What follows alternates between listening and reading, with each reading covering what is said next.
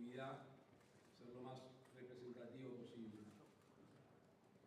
Estuvimos conversando un rato adentro, intramuros, y todos de alguna manera, con distintos conceptos, subrayaron la trascendencia del día de hoy. Yo en algunas cumbres comentaba que tengo hijos de 20 años, 18 años, y que cuando se enteraban de que un acuerdo había llevado 25 años de negociación, no lo podían entender ni lo podían creer. Voy a volver a casa un poco más tranquilo. Y creo que cada dirigente, cada autoridad es hijo de su época. En un mundo que el conocimiento se duplica cada 3 años, es ilógico que los países no se puedan entender en esos plazos de tiempo. Yo decía que la suma de acuerdos frustrados, de desacuerdos, no solo era esa herramienta en sí, sino que además nos generaba confianza, nos generaba certidumbre. Pero vayamos a la parte virtuosa del día de hoy. Lo primero, no es solo un intercambio comercial, que lo es, quizá de manera más importante. Para nuestros países, quizá los países de economía más pequeñas del Mercosur, es importantísimo que el mundo se nos abra. Pero hay algunas condiciones o elementos con Europa que nos unen más allá de lo comercial. Y eso también tenemos que valorarlo y entenderlo. A ver si me acuerdo. Santiago Peña dijo que no estaba satisfecho, pero básicamente que estaba ilusionado. Entusiasmado. El presidente Lula, que era un día histórico. Y el presidente Milei subrayaba de la trascendencia y la importancia de este día.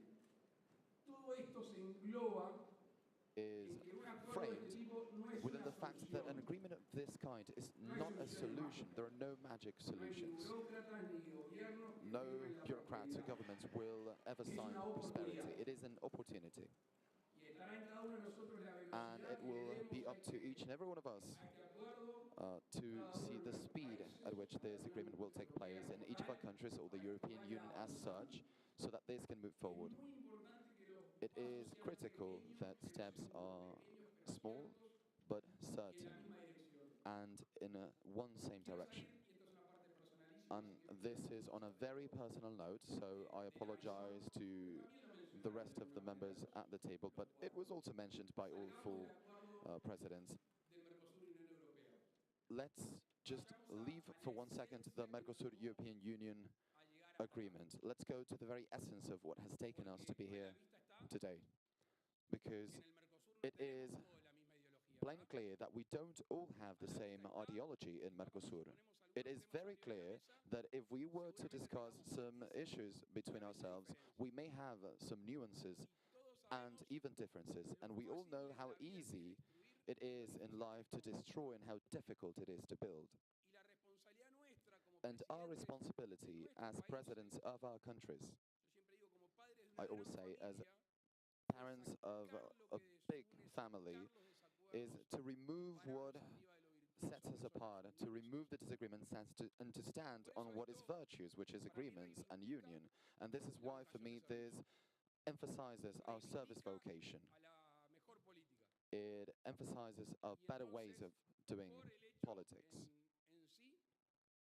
So, for the fact in itself, and for what's to come, and for the opportunity, and not for just one solution, but above all in such a revolted world where ink on paper and images on television are about conflict, which I understand they sell more. This is not the press's responsibility. Well, these images are the ones that make us believe still that humanity can always improve, but it depends on each and every one of us in our positions and roles. Thank you very much.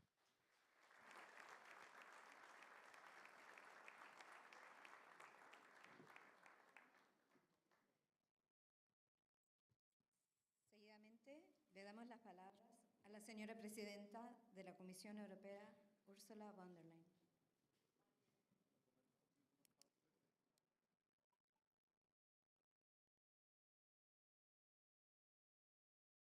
Señoras y señores, ladies and gentlemen, today marks a truly historic milestone, and let me begin by thanking the chief negotiators for their dedication and their determination. They worked tirelessly over many, many years for an ambitious and a balanced agreement, and they succeeded. The bond between Europe and Mercosur countries is truly one of the strongest in the world. It is a bond anchored in trust, enriched in by a shared heritage that spans a century of mutual learning and growth. In fact, exactly 30 years ago in 1994, my predecessor, Jacques Delors, stood here in Montevideo.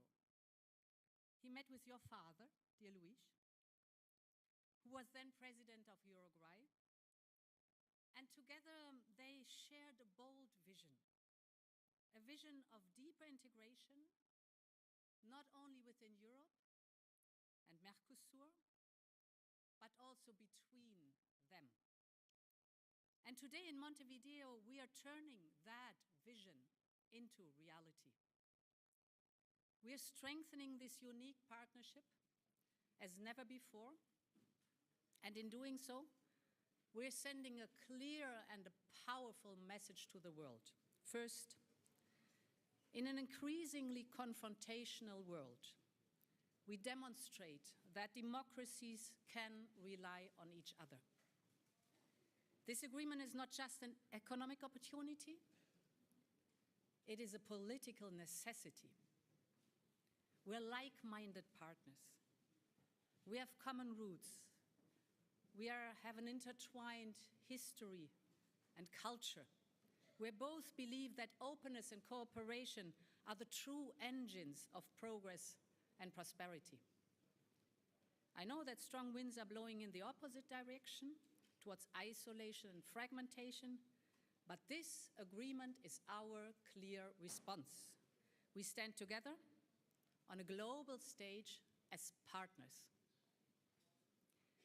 Second, we're sending a message also to our people and businesses in our regions. This agreement was designed with your interests at heart. It is made to work for you. It means more jobs and good jobs, more choices and better prices. The European Union and Mercosur create one of the largest trade and investment partnership the world has ever seen. We're taking barriers down and we are allowing investment in. We are forming a market of over 700 million consumers. And this partnership will strengthen entire value chains. It will develop strategic industries. It will support innovation. And it will create jobs and values on both sides of the Atlantic. My third point. We're showing the world that trade can and must be guided by values. Trade agreements are more than economic frameworks. They are a way to build communities of shared values. The EU-Mercosur agreement reflects our steadfast commitment to the Paris Agreement and to the fight against deforestation. President Lula's efforts to protect the Amazon are welcome and they're necessary, but preserving the Amazon is a shared responsibility of all humanity. And this agreement ensures that investments respect Mercosur's extraordinary yet fragile natural heritage. My fourth message is that economically this is a win-win agreement. Europe is already Mercosur's second largest investment and trade partner. So You know how we do business together. We're focused on fairness and mutual respect. EU-Mercosur will bring meaningful benefits to consumers and businesses on both sides. It will facilitate European investments in strategic industries across all Mercosur countries, like sustainable mining, renewable energy, sustainable forest products, just to name a few.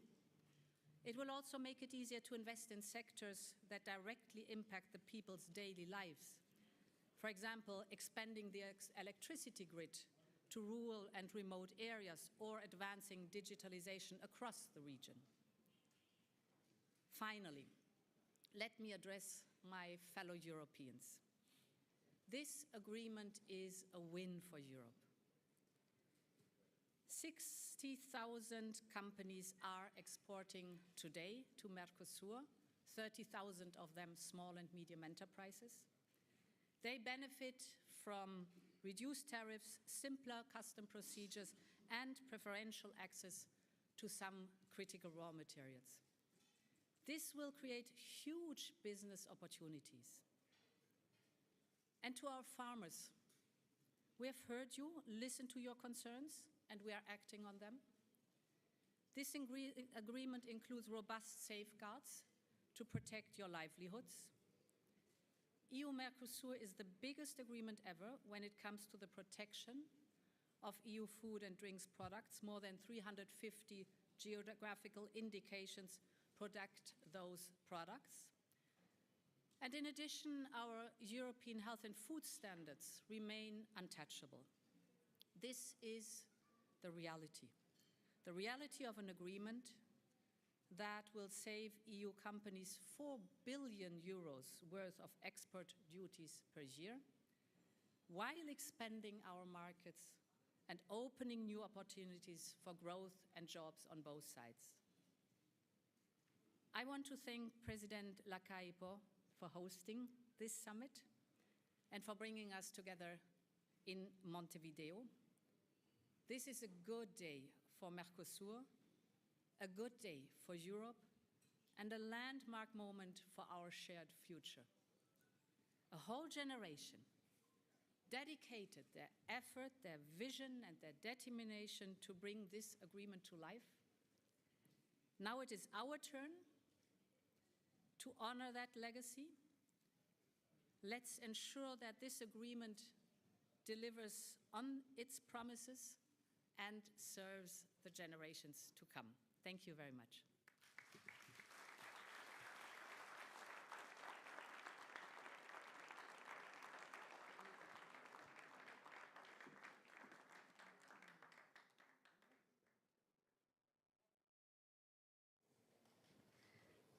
Damos por concluida la conferencia de prensa. We have now finished the press conference. Please stay in your places so presidents can leave the room. Please clear the way.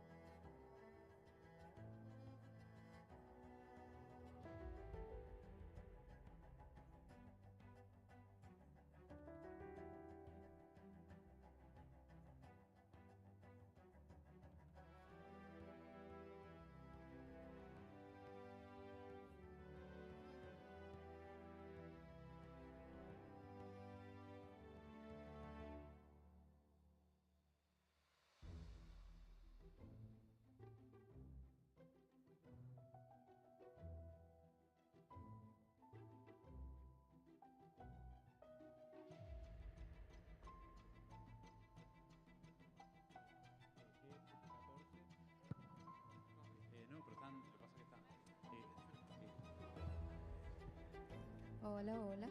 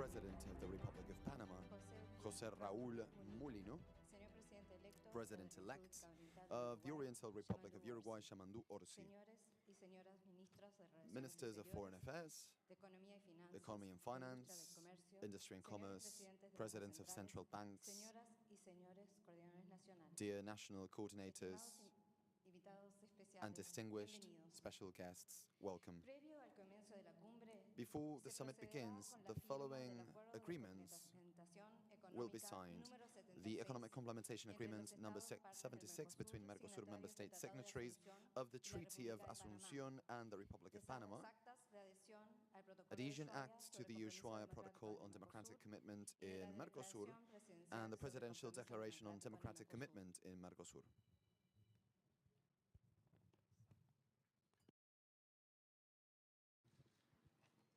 En primer lugar, invitamos a los señores Initially, we cancilleres de invite Argentina, the foreign Brasil, ministers of Paraguay, Argentina, Brazil, Uruguay y Paraguay, Panamá Uruguay, and Panama a proceder a la firma del to proceed Acuerdo to the de signing of the Economic Complementación Complementation Agreement number entre los 76 Estados partes del Mercosur, between signatarios del the Tratado de member Asunción states of y la Mercosur República de Panamá. and the Republic of Panama.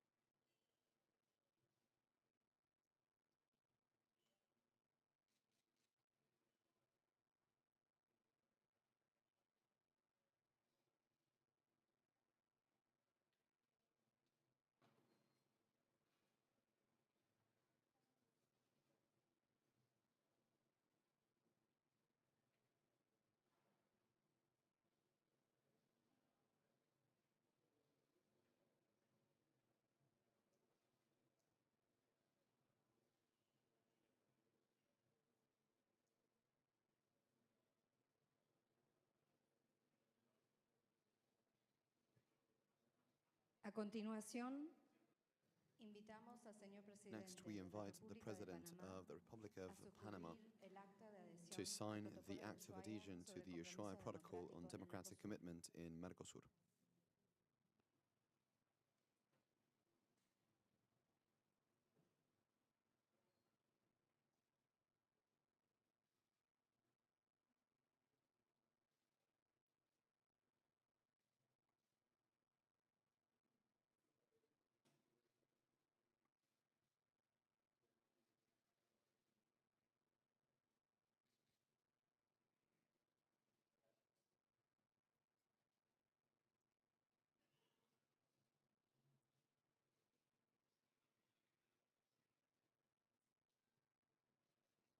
Finalmente,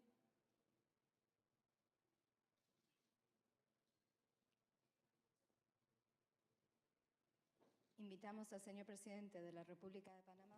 Finally, we invite the President of Panama to sign the act of adhesion to the Presidential Declaration.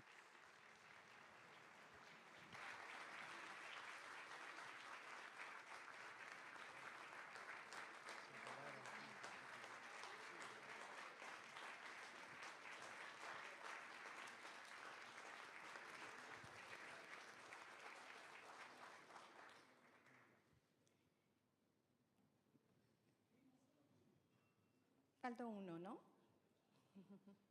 Bueno, vamos de nuevo. There was one missing, right? Okay, here we go again. Finally, we invite the President of Panama to sign the act of adhesion to the Presidential Declaration on Democratic Commitment in Mercosur, originally signed in Potrero de Funes, Argentina on June 25th, 1996.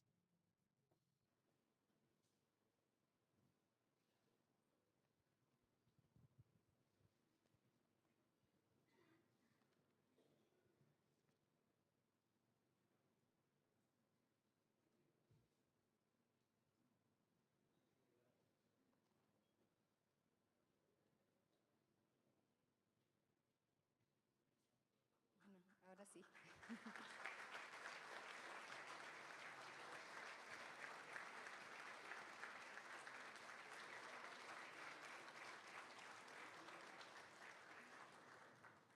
Invitamos al señor presidente de Panamá. We now invite the President of Panama and the Ministers of Foreign Affairs of Brazil, Argentina, Paraguay, and Uruguay to take your seats.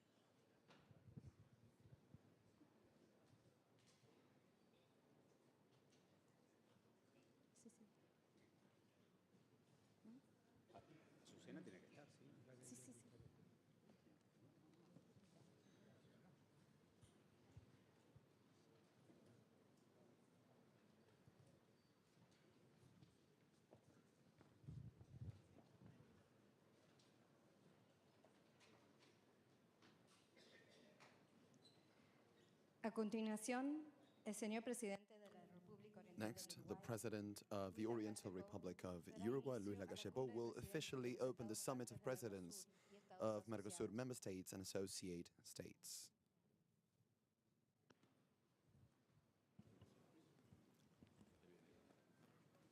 Muy buenos días para todos. Good morning, everyone. Please be welcome to our country. Para empezar, le vamos a dar la palabra To start, we will give the floor to Minister Omar Paganini to read the report of activities of the pro-tempore presidency of Uruguay this year. Minister? Muchas gracias. Thank you very much. Estimados presentes, Dear guests, thank you very much, Mr. President, Dr. Luis Lacalle Pou, distinguished presidents present in this room, dear ministers of foreign affairs, dear ministers of economy,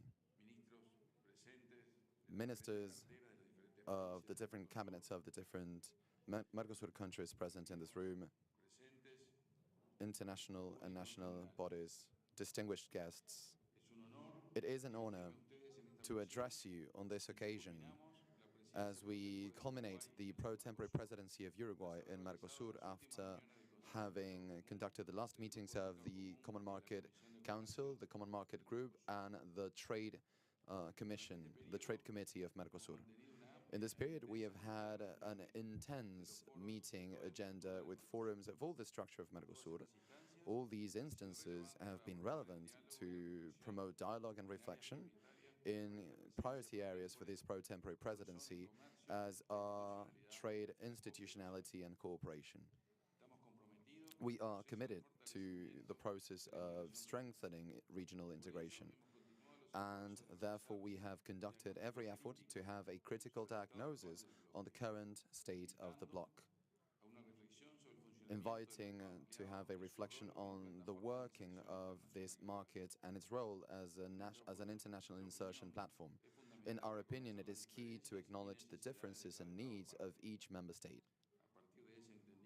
Based on that understanding, we shall be able to move towards a balanced, modern, and equitable integration. That's why we have reflection spaces to address the internal dynamics of the bloc and its external relations, insisting on the importance of removing barriers that affect trade and especially affect the smaller economies. We work on perfecting the free trade zone, finding tariff restrictions that still persist, as well as the measures that affect the trade flows of the member states of the bloc.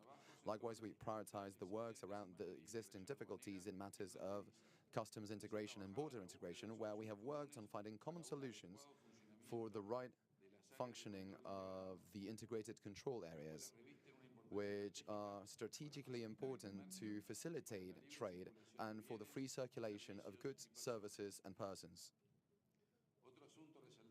Another important thing to highlight is that as pro-tempore presidency, we have joined the efforts of the plurinational state of Bolivia for its gradual and progressive participation in the bodies and forums of the Mercosur structure, given its incorporation as a full member. Regarding FOSEM, this pro-tempore presidency has reaffirmed the importance of this mechanism for regional competitiveness and the reduction of asymmetries. In that sense, we celebrate the approval of new FOSEM projects that are mainly targeted at developing regional infrastructure. Likewise, this last meeting of the Common Market Council has approved the designation of a new director of the Mercosur Secretariat, so we celebrate the designation of Jimmy Foz Donamari for the 2025-2026 period, a Uruguayan citizen whose long track record and experience with different roles in Mercosur make him a perfect match for the role. Regarding international cooperation, during the Uruguayan pro-tempore presidency, we have agreed the signing of agreements with very important partners, such as the Financial Fund for the Development of Countries of the River Plate Basin and the Latin American Institute for Agriculture Development. We have also worked with the Regional Integration Agency, trying to deepen the access conditions to markets in the economic complementation agreements that are in force, as well as in the negotiations of new agreements with partners in the region. In that sense, within the framework of the ACE number 36 between Mercosur and Bolivia, the origin denomination and the extension of the temporary regime have been approved until August 2028. Within the framework of the ACE number 35 between Mercosur and Chile, we have approved the modernization of the origin regime, which affects regional trade and in fact improves it. For the case of agreements with Colombia in ACE 72 and with Ecuador in number 79, contacts have been resumed and meetings have been held to work on pending issues such as the transposition of nomenclature and the resolution of controversies and the modernization of the regime of origin, amongst other issues. I would also like to remind you that, coordinated with the Argentine Republic, we have closed the terms of reference for a commercial agreement with El Salvador. Finally, and under the supervision and coordination of Brazil, we have concluded negotiations for an economic complementarity agreement with Panama, which will be a new associate state to Mercosur, whose association has been just signed in this summit and which is celebrated by many of us. I would also like to refer to the current state of external negotiations in the region.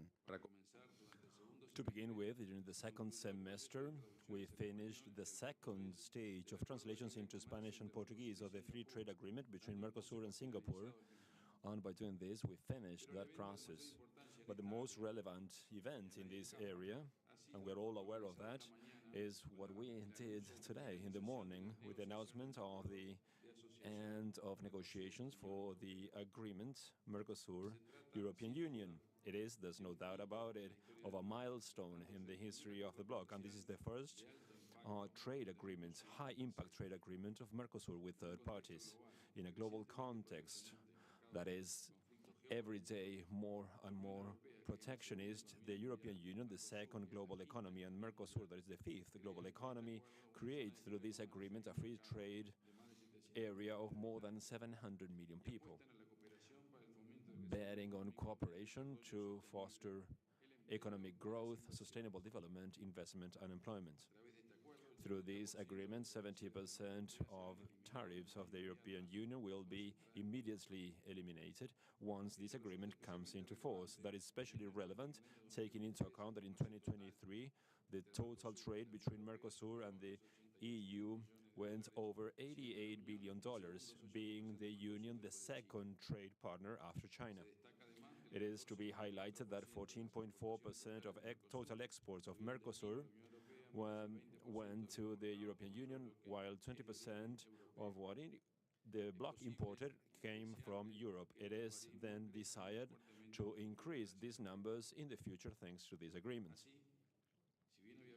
Thus, even though in 2019 we announced the completion of the agreement, this year we were able to solve and overcome all those barriers that came up at the time. Now we have new documents that modernize the agreement of 2019, adapting this document to the new international challenges. Among them, we have a new annex when it comes to sustainable development and trade, and instruments where we include the three pillars of development: economic, social, and environmental, that focuses on a trade policy that is sustainable. Likewise, we highlight new commitments through the cooperation protocol, in which our bloc defines an association to design jointly programs to adapt all the economic sectors. Through the creation of this new free trade area, especially SMEs, women, and small farmers can make the most out of these agreements. This agreement does not limit to trade aspects. We also create a permanent association between two regions that are deeply connected historically, that share a common vision in free trade, sustainable development, democracy, and the promotion of human rights. In effect, this agreement creates an association between two sister regions that will allow them to face together global challenges and the requirements of an interconnected world. We then have a text agreed upon by all parties, and then we're going to take all the necessary steps to complete the legal revision and translation for it to be signed so that it can come into force when all these aspects are ready. As usual, you know that you can count on Uruguay to facilitate and accelerate this process. Also, we have made progress in negotiations to finish an integrated economic agreement with the Arab United Emirates, being the last one celebrated in Montevideo under the coordination of Paraguay. Also, after 6 years without having any meetings with the People's Republic of China, we had the 7th meeting of dialogue mechanisms between Mercosur and this country vice ministerial level, and we kept the commitment to continue working together in the next year. Regarding the Mercosur-EFTA process, we have agreed to start negotiations once again based on a program agreed jointly. Also, to be highlighted, there are the contacts with Japan in order to keep the possibility of starting dialogue number 6, Mercosur-Japan, in the next year. We also had contact with India to get to know more about the possibilities of deepening an agreement of preferences between Mercosur and India.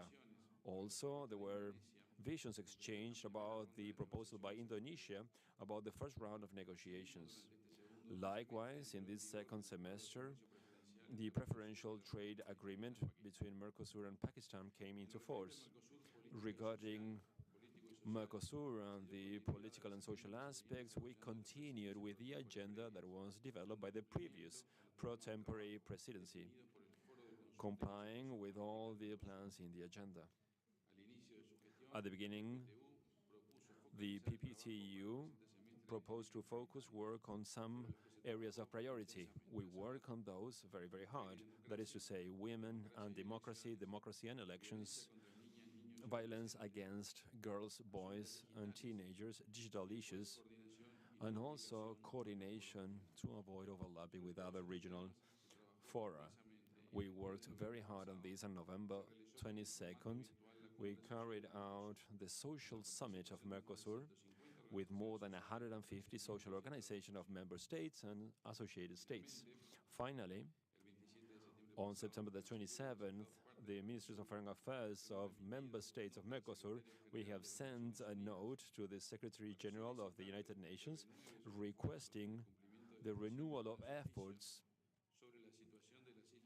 so that they can start working on the issue of the Malvinas Islands, so that negotiations can restart, so that we can find a peaceful solution to the existing dispute. Also, we want to know about the progress on the achievement of this mission. To show the work carried out during this pro-tempore presidency, in this semester we had 15 meetings of the Forum of the Mercosur political and social aspects, 10 meetings of authorities, 4 specialized meetings, and 1 meeting of the working group, and we restarted to have in-person meetings. Finally, talking about this political consultation forum, we agreed a project of joint communication of member states and associated states that is presented today to be considered by the head of states. To wrap up, I would like to thank all the member states, the working teams, and all the institutions that were involved in all these efforts so that we can continue making progress for a more robust Mercosur, ready to face the challenges of the global context. Thank you very much.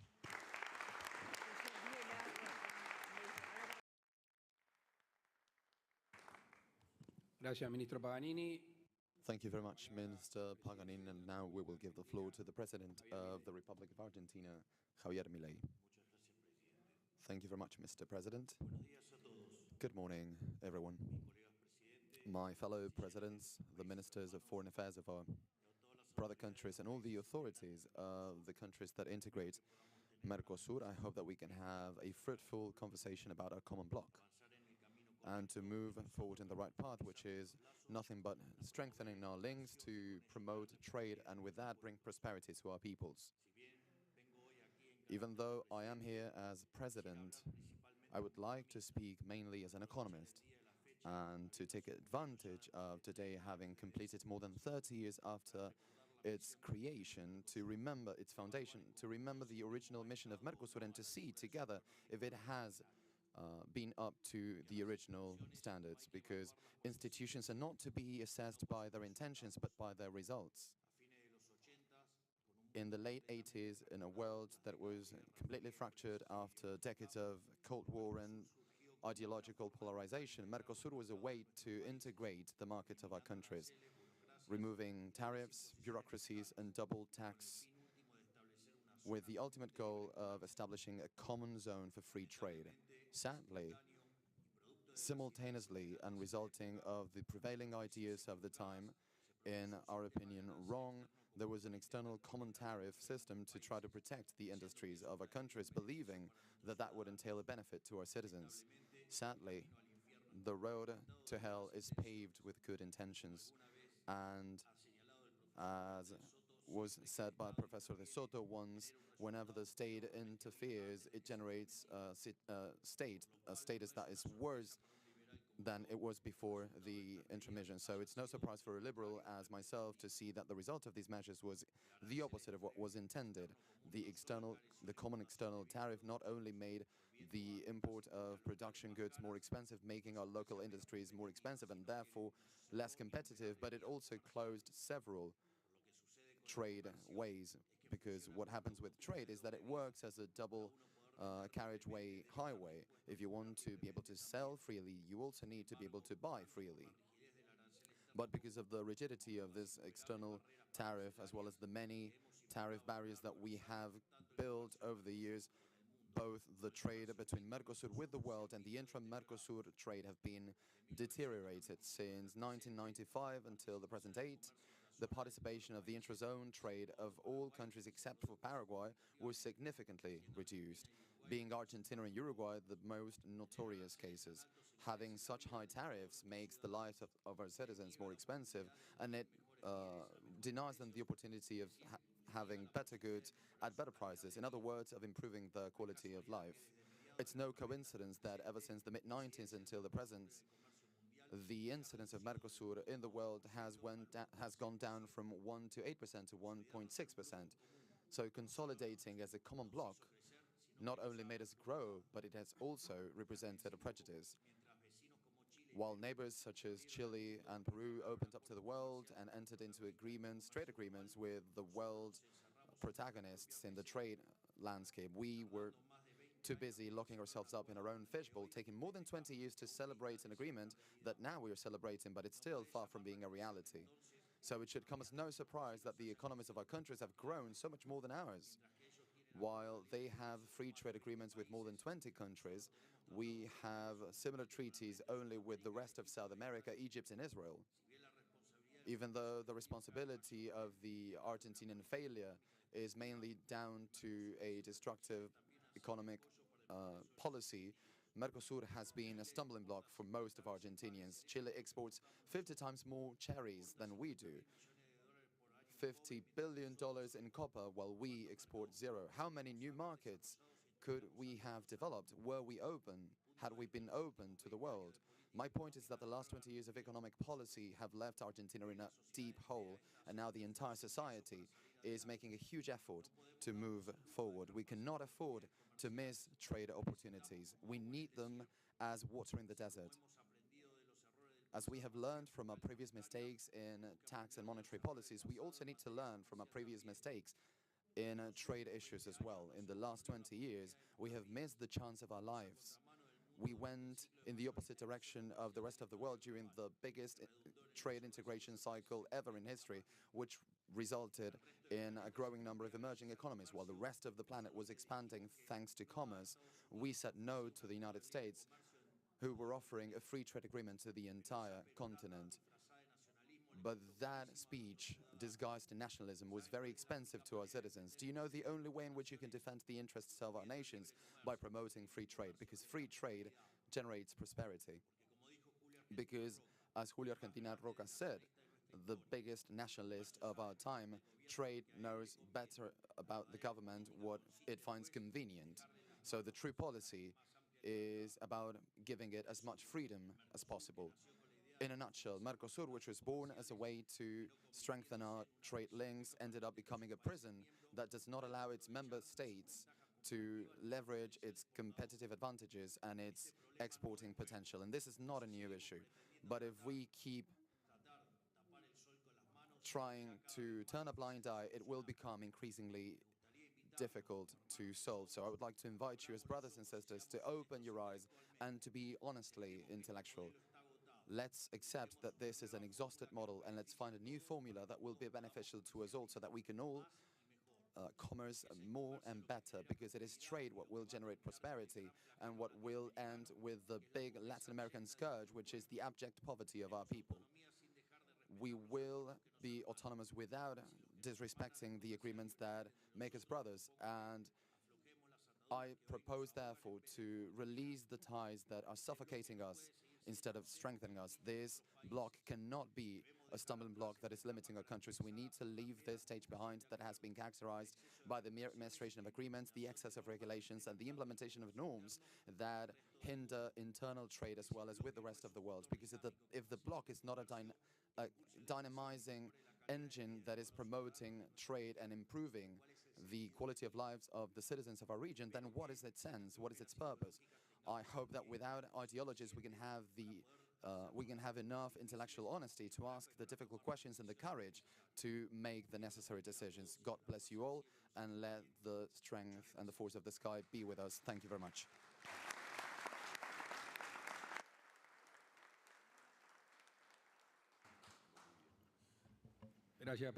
Thank you very much, President Milei. President of Bolivia, Luis Alberto Arce, the floor is yours.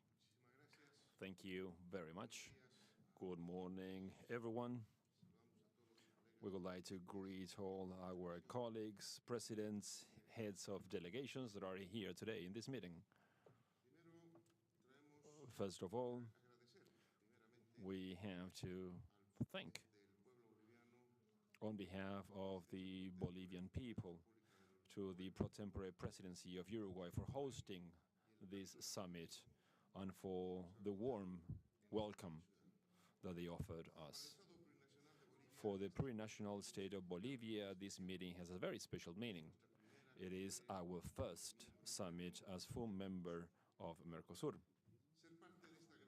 Being part of this family makes us very, very proud, because we are convinced that unity and integration amidst all these differences are the way to face the current challenge of the international global scene. Our strategic location in the heart of the Americas transforms us in a natural bridge between Mercosur and the Andean community to enhance trade relationships and cooperation between these two blocs. Bolivia considers Mercosur to be a fundamental space to make shared objectives a reality, where we can all work together for a more just future and equitable for our peoples. As a full member, Bolivia then reaffirms its commitment to continue working together in order to strengthen regional integration, together with the active participation of our native peoples, small enterprises, professionals, students, social organizations, and other stakeholders of the civil society. In order to guarantee an effective incorporation into the bloc, we have made progress in meetings within the framework of the group of adhesion of new member states. Likewise, we have been actively involved in working groups regarding economic issues, social topics, institutional and also external relationships. At national level, we are carrying out different fora actively, with the active participation of productive sectors, exporters, SMEs, social organizations, and students. These meetings aim to identifying challenges and opportunities for Bolivia within Mercosur. As a result of these meetings, then, we have created working groups between the private and the public sectors in order to coordinate specific actions in the process of including or incorporating all the legal matters of Mercosur, especially in areas such as trade, adding the nomenclature of the foreign tariff. Also, Bolivia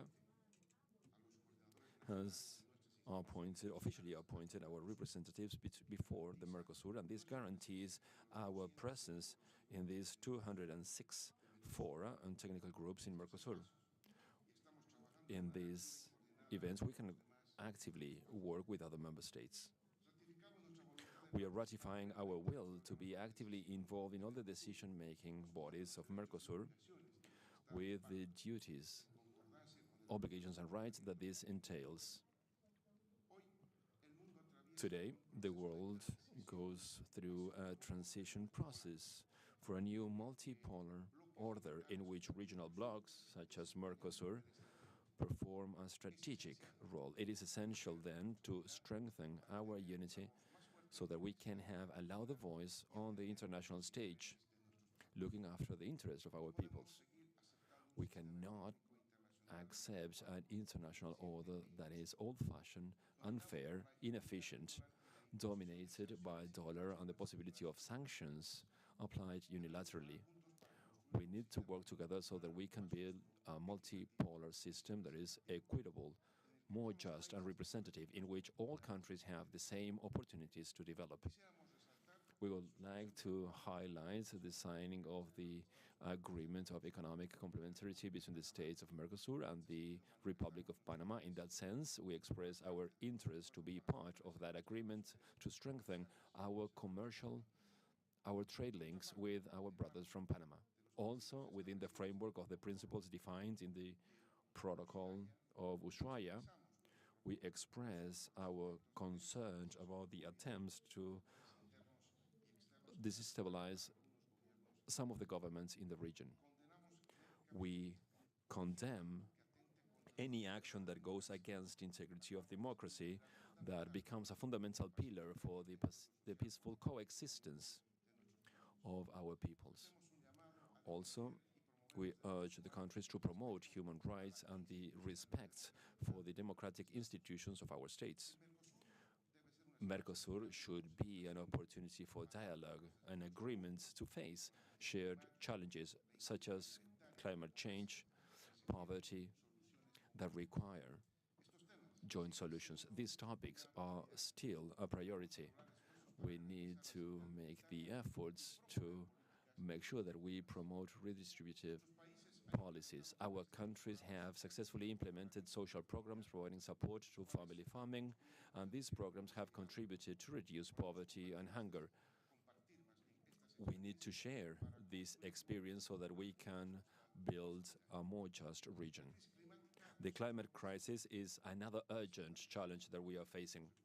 It is essential to protect our natural resources and promote a model of sustainable development that respects the environment. By doing this, the ancestral knowledge of our native peoples represents a very important source of knowledge so that we can face the challenges of the 21st century. Bolivia, with all its natural resources, lithium, minerals, energy, it's committed with an industrialization process that will benefit its people and the whole region. Within the framework of Mercosur, we want to strengthen cooperation in science and technology to promote innovation and add value to our raw materials. Our integration should not be limited only to the economic context. It should cover also social and cultural dimensions. Bolivia then commits to strengthening the social agenda of Mercosur, sharing initiatives and programs that have been promoted by our countries with inclusion, human rights protection, and fighting poverty. Integration should be translated into specific benefits for our citizens. We live in a global context that is very complex. There's a lot of inequality, hunger, conflicts. Today, as never before, the international order is constantly threatened, and international bodies find themselves with no tools to use. It is necessary then to make progress towards multipolarity and multilateralism that are effective, guaranteeing justice, equity in our region and in the whole world. As a bloc, we need to promote unity and strengthen our institutions so that we can find solutions that will benefit our peoples.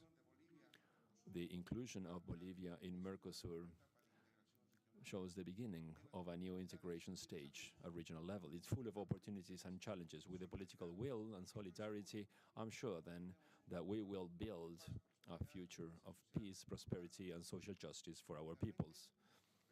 Finally, I would like to congratulate the pro tempore presidency of Uruguay on the valuable initiatives to strengthen the bloc, and we wish the best then to the next pro tempore presidency of Argentina in the consolidation of our regional integration. Thank you very much.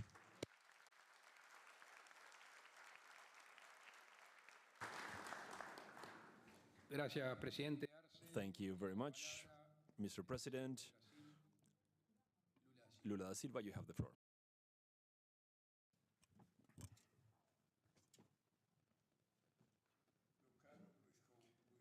My dear Akashpu, President of the Republic of Uruguay, on behalf of which I would greet all the heads of state and heads of government and member states of Mercosur, the heads of Argentina, Bolivia, and our brother from Paraguay. I would like to greet especially Maduro Ors, to greet Luis Arce, that represents Bolivia, was elected in the last election. I'd like to also greet and welcome President Molino, which I like to greet him, and from Panama, that he is now the first associated member of Mercosur from Central America. Dear brothers and sisters, I also would like to greet Luis Arce, that represents Bolivia for the very first time as a member state of Mercosur. and also like to give the welcome to Raul Molino from Panama, that he is the very first associated state to Mercosur from Central America. And it was with great pleasure that we welcomed our sister Ursula von der Leyen, representing the European Union, in confirming the end of our negotiations. I also like to praise in a very special way the Uruguayan people for the elections that conducted the Yamandur Orsi to the presidency of the Republic in a context of strong attacks against democracy in many parts of the world. Uruguay demonstrates that politics can be done without hatred and without violence. President LXV, this summit has a very special meaning. It marks the conclusion of the negotiations of the European Union-Mercosur agreement, where our countries invested tremendous political and diplomatic capital for almost 3 decades. We are creating one of the largest free trade areas of the world, gathering more than 700 million people. Our economies together represent a GDP of $22 trillion. The agreements that we finalized today is quite different from the one that was announced in 2019. The conditions that we inherited were unacceptable. It was necessary to incorporate to the agreement issues of high relevance for Mercosur. We managed to preserve our interests in government procurement, which allow us to implement public policies in areas like healthcare, small farming, and science and technology. We have lengthened the calendar of the opening of our markets, our automobile market, safeguarding the capacity to foster the industrial sector. And we also created mechanisms to avoid unilateral withdrawal in terms of concessions that were reached around the bargaining table. We are assuring new markets for our exports and strengthening the investment flows. After 2 years of intense negotiations, today we have a modern document and balanced that recognizes the environmental credentials of the Mercosur and reinforces our commitment with the Paris agreements. The geopolitical and economic global reality shows us that integration strengthens our societies, modernizes our productive structures, and promotes our insertion in a much competitive way in the world. Our foreign agenda is repositioning the Mercosur in the international trade. At the end of 23, we concluded the trade agreement with Singapore, the first with an Asian country. Today, we also launched the basis for future trade liberalization with Panama, where 6% of the world trade goes through that country. With United Arab Emirates, the negotiations are advancing very quickly and they should be concluded still in 2025. The possibility to enhance economic and technological cooperation with China, Japan, Vietnam, and other markets of Asia will result in benefits for all the members of our bloc. Dear brothers and sisters, with the entry of Bolivia to Mercosur, becomes the 7th economic bloc of the planet with a combined GDP of almost $3 trillion. The trade amongst us will mobilize an expressive amount of $55 billion. 75% of this amount is for goods of high added value. Our strength in agriculture and livestock makes us the guarantors of food security for many countries in the world, meeting the demands and claims of very rigorous sanitation and environmental standards. We will not accept that they try to defame the recognized quality and safety of our goods. Mercosur is a role model that it shows that it's possible to reconcile economic development with environmental responsibility. Brazil will propose the launching of a cooperation program for low-carbon agriculture and the promotion of sustainable agricultural exports from what we call the Green Mercosur. Our bloc has an opportunity, an historic opportunity to lead the energy transition and to face the challenges that are being posed by climate change. As an example, which happens in floods in many regions of Bolivia, all of us have suffered already the devastating consequences of severe droughts, fires, and floods with deep economic, social, and human impacts. The changes of rainfall standards will affect the agricultural output, the hydro resources, and the biodiversity of all biomes. The impacts that were seen in COP16 of the biodiversity in Cali and the difficulties to reach a declaration of consensus at the COP29 on climate change in Baku is a warning sign. There are no alternatives outside the planet Earth. The principles of shared responsibility but differentiated is essential to promote climate fairness. This is not an impediment that we can contribute as we can to limit the increase of temperature, the global temperature, in 1.5 degrees as a goal. Brazil has presented its NCDs that encompasses all the greenhouse gas effects and in the economic sectors. We assumed the commitment of an ambitious goal for 2035 to reduce emissions from 59 to 67 in relation to 2005. The year of 2025 will be very important. South America will host COP30 in the city of Belém do Pará, in the Brazilian tropical forest in the Amazon. Our responsibility with that increases. I would like to invite the Mercosur members, the associated members, and the European Union to present their NCDs in a very ambitious ones, and they should participate actively in the efforts that will lead to the success of COP30. Brothers and sisters, strong and united Mercosur is a Mercosur that is interconnected with South America and with the great issues of the global agenda. The foreseen projects are strategic in the effort to reduce the asymmetries and to bring closer ties to our countries. We obtained this month the approval by the fund of financing the first Brazilian project in 12 years. The ring road that will be built in the municipality of Amambai in the state of Mato Grosso do Sul that will close the ties with Paraguay.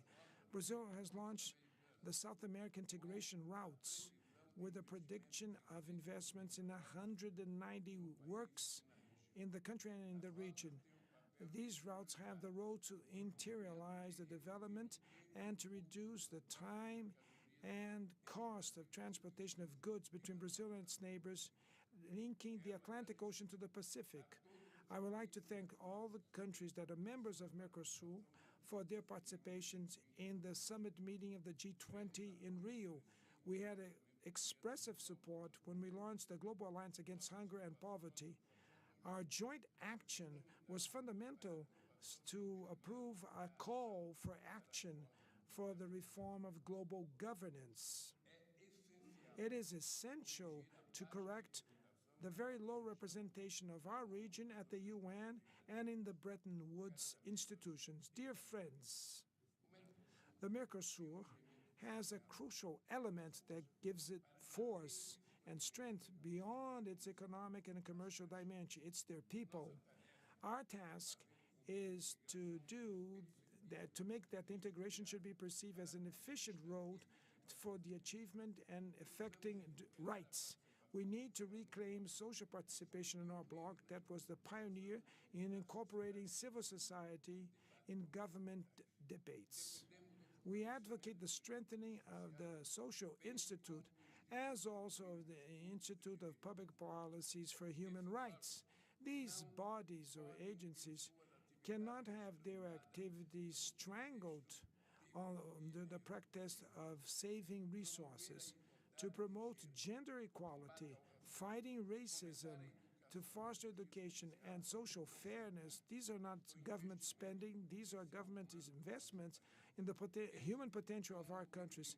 This is the integration model that we advocate for, guided by the reduction of inequalities within the countries and amongst them, to induce sustainable growth, and at the same time that we advocate for human rights and the rule of law, a model that, even facing divergence and adversities, fosters the dialogue and cooperation. The rule of law was through this spirit that 33 years ago, the father of the President Lacalpu and the presidents of Brazil, Argentina, and Paraguay in those days, they signed the Asunción Treaty that continues to be instrumental to overcome a past of authoritarianism in our region. Freedom, in all its manifestations, is an essential component of a healthy democracy, but it should come associated with the promotion of the freedom of the others and rights, which is proper of the political order. Democracy in its fullness is the base to promote peaceful societies, free of fear and violence, and that we should have in Mercosur the sense of justice and social inclusion like our brother Pepe Mujica's thought. And in a historic speech that he made at the UN in 2013, Pepe said, and I open quote, "I am from the South, and I come from the South to this General Assembly, and I bring unequivocally the millions of poor compatriots in the cities, in the deserts, in the jungle, in the pampas, and in the depressions of Latin America, which is the country of all that is being formed. President Lacalpu, I wish you happiness in your new paths in your life from next month of March. I reiterate, welcome to our brother Orsi, reassuring that Brazil will continue to move side by side Uruguay. We wish success to the Argentina future presidency that starts now. We also wish that Mercosur is and will continue to be a central component of the international insertion of Brazil. You can count on us to strengthen even more Mercosur. Thank you very much.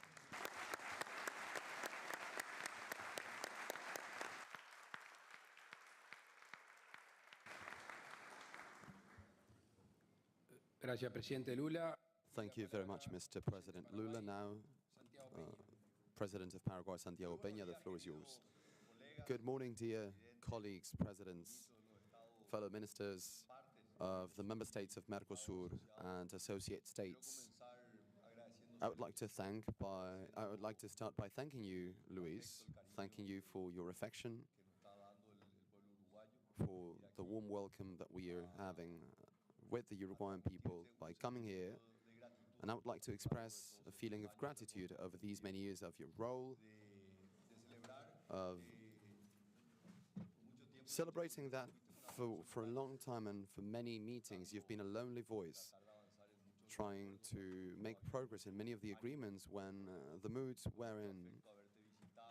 And I remember visiting you, and you were telling me about your great fights towards the inside of Mercosur, and I told you I'm here to push forward with you, and why not to relay so that Paraguay and Uruguay, with such a rich history between each other, we've always tried to be in the center and try to get the extremes closer to the middle. So, Luis Lacachepo, I would like to acknowledge the great work that you have done for Mercosur and for the union of our countries, and for having given us, in my case, I can say very proudly, a beautiful friendship that will last much longer than your role as President of the Republic of Uruguay. I would like to congratulate the Uruguayan people, because in such a complex world in which we live nowadays, where polarization and post-truth and oftentimes populism, regardless of from which side of political ideologies, try to bring us apart, well, Uruguay is showing us that there is a space for dialogue, a space where we celebrate elections, and the day after, our problems are not gone, and we need to address them together. So, Yamandu Orsi, congratulations. The Paraguayan people has been built on a culture, the Guarani culture, the people that lived in several countries of a region, and the Guarani have inherited a lot to us, especially in Paraguay. One of the many cultural richness that we can get from them is the mythology, and one of them talks about the Yamandu, the creator. And the Guarani people said that the first thing that the Yamandu did was to create language, to create communication. That after that, we left the original haze, the original dark place. Communication is at the basis of everything that we have achieved as a humanity. So, dear Yamandu Orsi, I hope that your presidency leading Uruguay as from March next year, I hope that it will be about relaying what Uruguay has historically done, and that once again dialogue and communication will be at the basis of understanding and of always finding that thing that unites us, leaving aside those things that brings apart. Thank you very much. Paraguay has a very strong integration vocation. We have no other place than that. We are in the middle of this continent. We can't move. We don't want to move. So integration to us is a lifestyle. It's a deep conviction shared by all the Paraguayan people, and that's why we celebrated 6 months ago in Asunción when we were visited by President Molino, who was a guest back then and now an associate state, of being proud as a South American. I'm proud of seeing Panama now, and thank you, Raúl, and I congratulate you on such a fast decision, having analyzed the upcoming steps and now formalizing it. So I truly celebrate the inclusion of Panama. We believe in free trade. We have always promoted free trade. And we believe that in this world, which is undergoing deep transformations, we need to keep on strengthening Mercosur. We need to look back on history. We can't deny it. There are so many lessons, so many failures. But I have no doubt that in this context in which we're living, in the world of war, intolerance, lack of understanding, from Mercosur, we have a great responsibility and a great opportunity as well. Earlier today, we had a meeting where we finally culminated a 25-year-long negotiation with the European Union. And as we said, this is an important step. But we need to be very realistic. This is not the final destination. We have still a long way to go. In the same way as we are celebrating the 30 years of the Mercosur agreement, and I believe that it was back then a positive step, but it's still not enough considering what we're getting from it from all our countries. And I'm not just talking about Paraguay as probably the smallest country, but all countries, even the larger countries. I think that this lack of integration within our bloc has been prejudicial to every country. And with Europe today, a new opportunity arises. Europe came 500 years ago to find richness in South America, to find wealth. 500 years ago, and towards the late 19th century, when they were going through starvation, war, and conflict, they came back to South America, and they found in this South America a land of opportunity. And I have no doubt that today, once again, the richness is here. It's not just about the natural resources. We talk about cultural richness, about the richness of a society and a mostly young population that wants to develop. So we need to understand this historic moment that we are living, and Paraguay is writing down its name on the lists of the unsatisfied optimists, because we always want to see the glass half full, but dissatisfied because we still want so much more. When you see the capital wealth that we have in South America, in our countries which are member of Mercosur, we are the region of the world that truly has it all. Everything that the world needs, we have it. Of course, beyond the natural wealth and the population and the economic resources, we also have a richness in values. I think that we have all understood that democracy is not the perfect system, but it's by far the best political system. And I think that this is emphasized today by Mercosur, and we ask every country of Mercosur to adhere to this principle. We believe in the rule of law, we believe in human rights, and I think that these are values that are also commonly shared by our fellow European countries. I think that in this idea of integrating and seeing different parts of the world require us to be very critical. I'm very critical in the sense that I want to improve, that I want to do things better.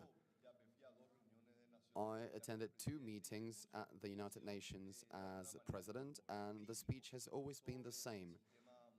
I've been critical on the multilateral system, which is completely lagging behind after the Second World War, which was built after the Second World War by the winners of the war, and we have all been aligned with that. But I would say that now, I know it sounds better in Guarani, o Alema.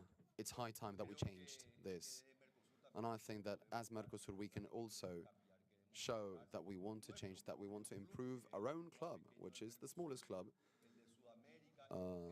in Mercosur in South America. And why not join bigger organizations? And I'm particularly talking about the OAS, the Organization of American States, that in March will have to renew its leadership after Luis Almagro was leading this institution with light and shadows, but with a prevailing need to relaunch our multilateral system.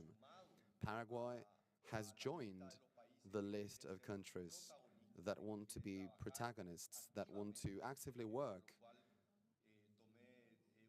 for which I made a not-so-easy decision of running the Mr. Rubén Ramírez Lescano, the Paraguayan Ministry of Foreign Affairs, to be the next secretary of the OAS, with the idea of bringing all the countries that want to defend a rule of law and a democracy and human rights together, which for us are non-negotiable items. But in order to shake this multilateral system that is incapable nowadays of resolving not one of the conflicts that we have to address every year, and we're annually bumping into more and more conflicts. So Paraguay's stance is very clear regarding integration and dialogue and trying to unite. We have our ideas and we defend them with a strong hand. Sometimes decisions that may not be easy to understand. In just a few days, I'll be traveling to Israel to reopen the Paraguayan embassy in Jerusalem, which is extremely controversial for many countries.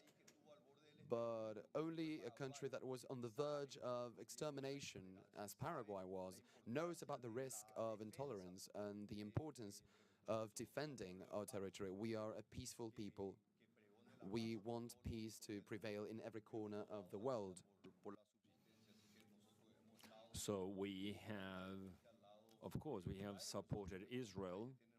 We believe that other countries have some other positions, but we are one of the 12 countries that recognize the existence of Taiwan.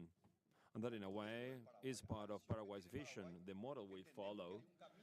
And we believe there's a path for small countries integrated to the world, and that can be in conflictive areas, that can be hostile to them. But we are fully determined to continue defending our beliefs, but our beliefs should not be a reason for division with other countries. We would like to insist on solutions for each of the problems that we face. I believe that within Mercosur, if I had to think about one of the topics that we need to address, and this may be a repetition, and I mention this in every meeting, I believe that we are still the region in the world that is the least integrated. At the beginning of the 90s, 25% was part of the trade between ourselves. Now it's half of that, 12%. So I believe that Paraguay now is a better country being part of Mercosur. This country is much better than the one that we had back in 1991 when we signed our entrance into Mercosur. And of course that all this is related to incentives. Our shared external tariff on average is 12%. while other economic blocs have an average of 4% of shared external tariff. So there's still room for improvement, a lot of room for improvement. Physical integration is a pending matter. Today we are about to open 2 new bridges with Brazil in Foz do Iguaçu and Presidente Franco in Puerto Murtinho and Carmelo Peralta. We are betting on integration. There's no doubt about that. Paraguay is in the heart of South America and is a key player in that physical integration with a backbone that is the waterway, Paraguay-Paraná, that is the most important one for trade. And believe me that this can become in an area that will be attracting a lot of dynamism, also related to all kind of processes. And if the waterway that goes through 5 different countries that represents the backbone, the oceanic routes then are the arms that allows us to reach other regions. Paraguay is now building an oceanic corridor, 500 kilometers, that start at the border with Brazil in Puerto Murtinho and will get up to the limit with Argentina, with the province of Salta. And that is a very good opportunity on how to move and transfer all our markets towards Asia and also Europe. We're ambitious about this, and we believe there's a lot to be done. And to achieve all these objectives, we want to follow the model implemented by Argentina, for instance, in Vaca Muerta. We believe that is a very good news, not only for Argentina, but for all countries. And we also see, we look up to Brazil, that is the 10th global economy, that really needs a lot of energy. So we believe then that the way to achieve this is through the heart of South America, through Paraguay. That's why we raised our hand and we want to be part of this conversation with Argentina and Brazil in the construction of a gasoduct that will allow us to carry that gas to the place where it's going to be used.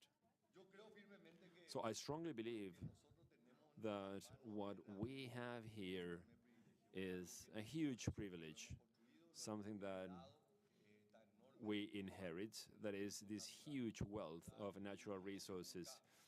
In a world that wants to make progress in AI, to make progress in technology development and added value industries, let me tell you that for us is food production, because you cannot eat a cell phone, right? So the world needs food, and we are food producers. And that is something that we know to understand. We should be proud about this.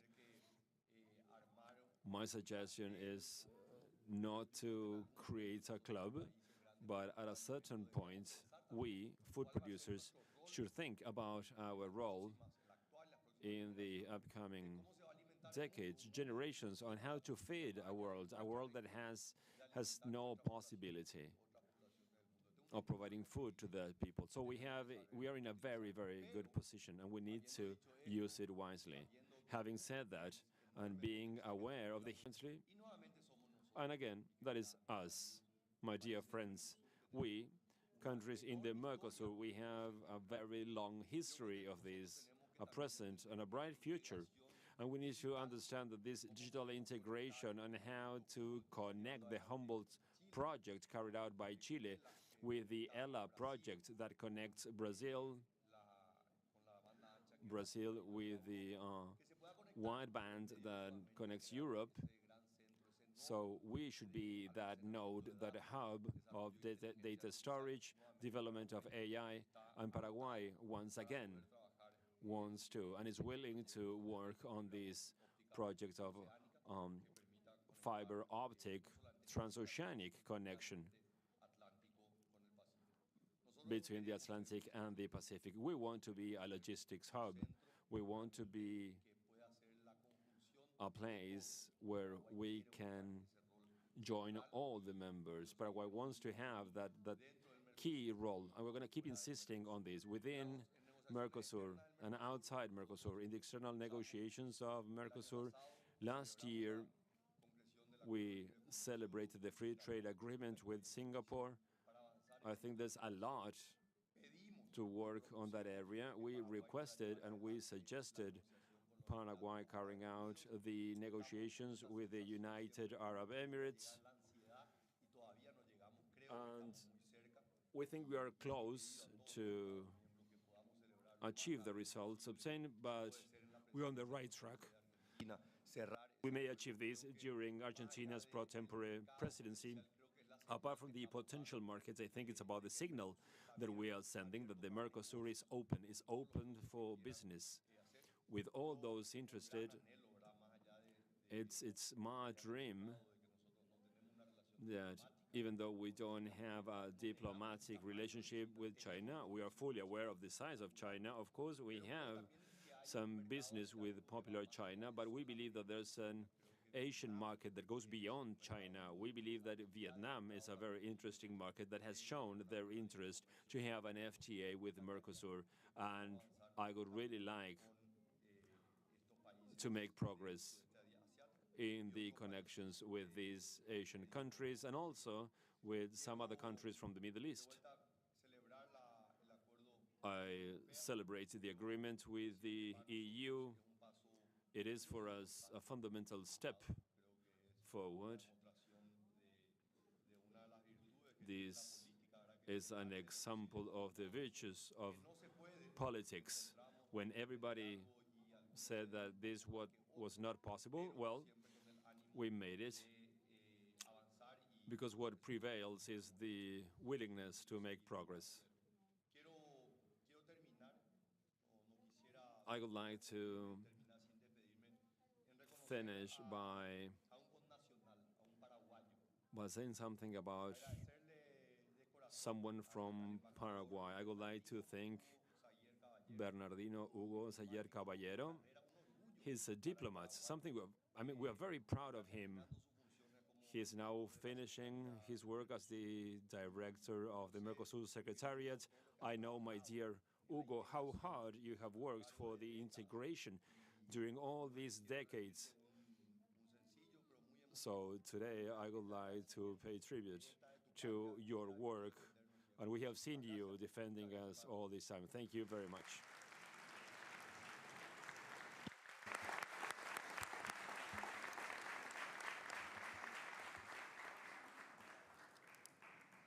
Gracias, Presidente Peña. Thank you very much, Mr. President Peña. Once again, I'd like to welcome all the presidents, all the ministers, and the rest of the delegations. Today we all woke up and it was a grey day outside. It rained a lot last night in our country, and as I was leaving the room to bid my farewell to the Commissioner of the European Union, the sun was coming out between the clouds, and it reminded me of a concept that has been with me for many years. In fact, it was something that my great-grandfather used to say, which says that clouds go by, but the sun stays. And life is stubbornly optimistic. Of course, for the clouds to pass and the sky to remain, you require conviction and for human effort not to be in isolation. Ever since man has walked the earth and formed the first societies, the first tribes, there have been mutual concessions, mutual compromises, because we are individuals, but we are social beings, and from your partner or your sports club or your country or a union between states, there always must be compromise based on the reciprocity of satisfying its own needs, because if that were not to happen, it's an abusive relationship. And going back on that quote of the sky remains, almost culminating my government just 86 days away from my last day as president, it's happening something that I was very skeptical about back then, which was this agreement with the European Union. And I would like to talk about the negotiations and the negotiators and those who, over this period of time, agreed that things had to be done in a shorter time span because we were on our way to frustration. And it was not going to be just this agreement between Mercosur and the European Union, but so many other things. In Rio, back in the summit, Santiago Peña requested that negotiations with the United Arab Emirates were given to him. And I don't know if President Lula requested it, but we recommended that he should also be carrying out these last steps with the European Union. And here we are in Uruguay and Montevideo signing this. So I would like to acknowledge that final effort, which has been key in this new stage. Likewise, I remember back when Lula paid us a visit in January 2023, and we talked about a great deal of things.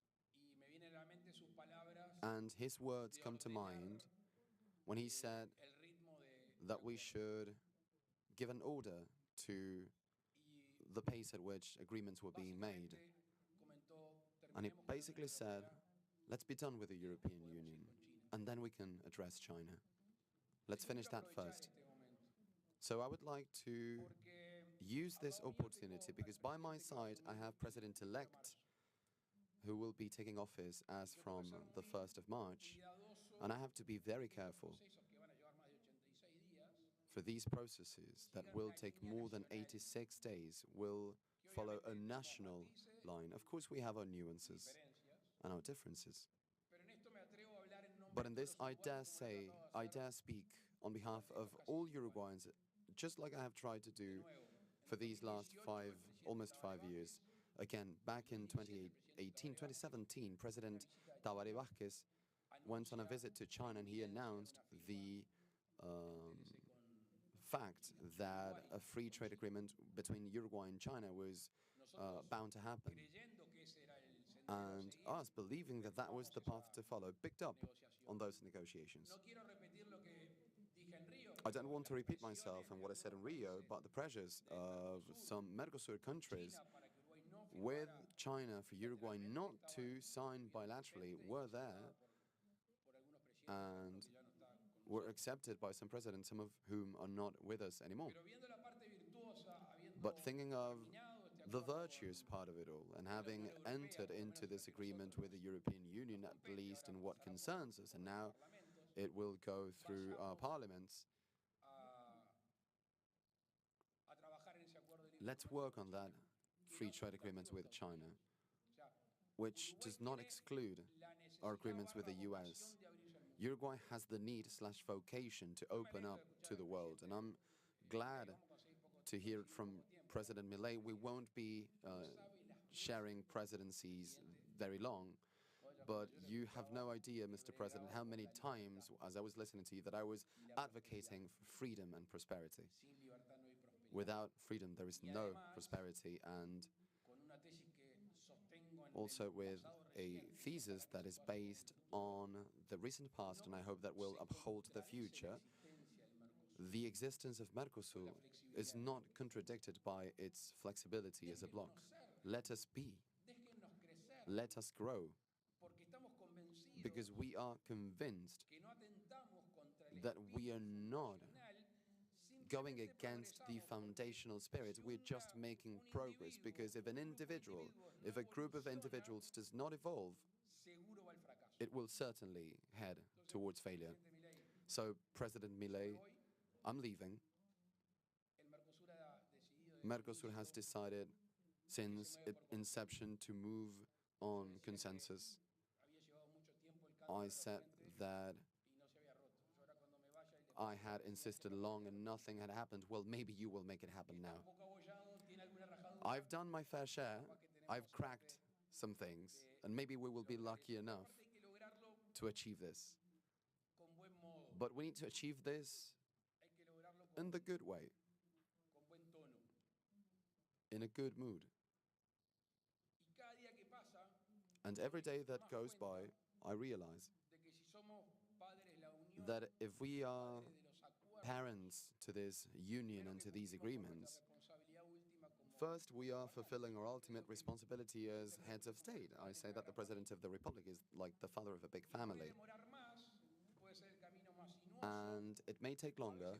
The street might be slightly more winding and tiring, and maybe our fumes will exhaust and our patience will exhaust. But it's the only one that is worth it, because the other path is division and destruction.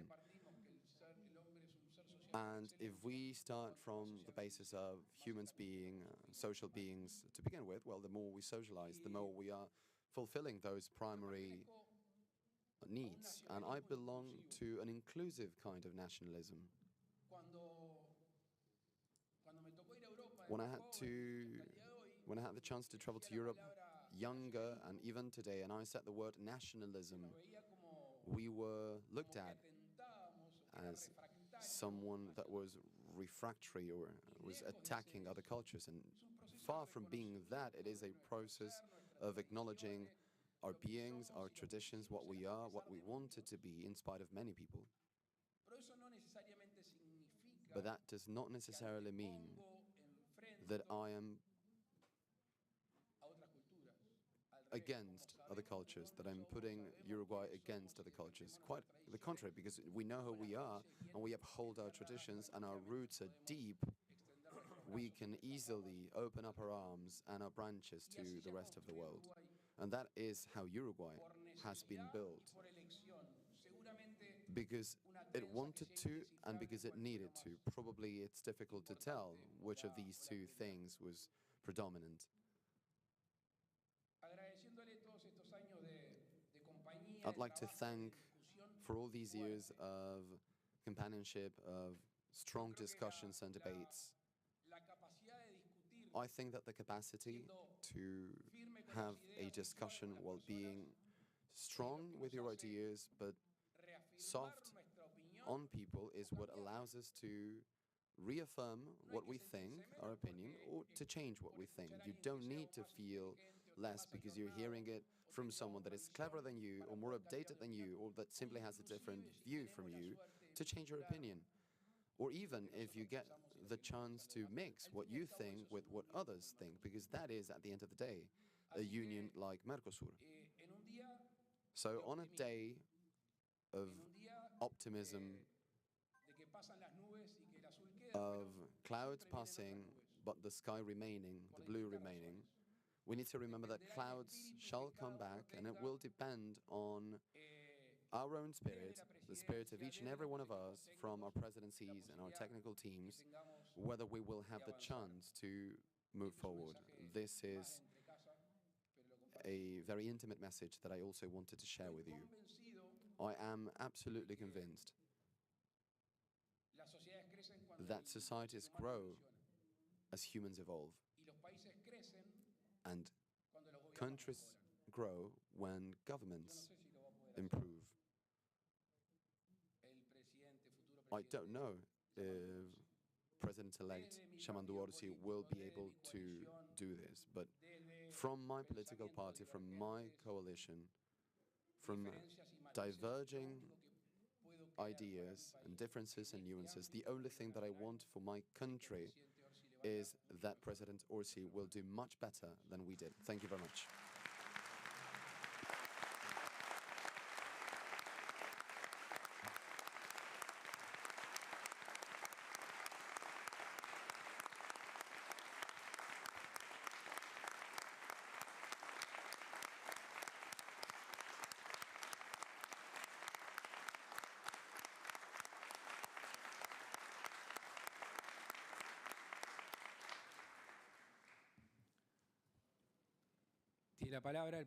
Now we give the floor to the President of Panama, José Pedro Mulino. Le inventé el nombre, José Raúl. Sorry, I got the name wrong. It's Pedro for us friends. Okay, thank you. So I would like to start, Mr. Presidents, ministers, friends. I would like to start by congratulating elected president, Chairman Duorsi, on his recent victory, and we are sure that he will continue the work carried out by Uruguay for Mercosur and for the democratic regions all over the world. Panama is at your disposal to work together and to continue working in this project, solving the problems that may pop up.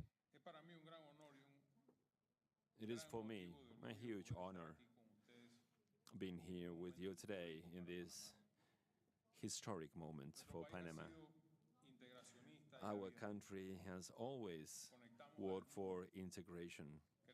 We want to connect with the rest of the world. We believe in democracy. We support noble causes all over the world. But I need to say that we had not been looking to the south so far until now. My intention was to enhance our relationships with the Mercosur, because I am convinced that we can become stronger. And this is a very good opportunity for all of us. Panama is an opportunity for your exports. This block is a giant on the global stage when it comes to industrial and agricultural goods. We have experience in logistics and increasing and becoming more competitive. We are complementary. We have the opportunity of strengthening the development of our nations. Panama, that is in a strategic area of the American continent, has a strategic political position with no natural disasters. It offers excellent quality of life with access to technology and wideband communications that are robust and reliable, political stability, legal stability, investment regimes that are attractive to investors, and also providing access to important international markets. The advantages of connectivity that we have in Panama make trade easier, investment business also, and that is reflected on the setting up of very important international companies in our country. We are the gates of access to Central America, and we're making progress in the construction of a railway connecting the capital with the border with Costa Rica. By doing that, we want to integrate our territory, but also to increase competitivity with our neighbors and the rest of the region. Since 1904, dollar circulates in our country. Panama is globally acknowledged as an excellent financial center. Due to its robust stability and a strong legal framework that provides certainty, not only for foreign investment, but also promotes transparency and legal security. Because of this, Panama has become an interesting place for international banks, consolidating its position as a global financial center.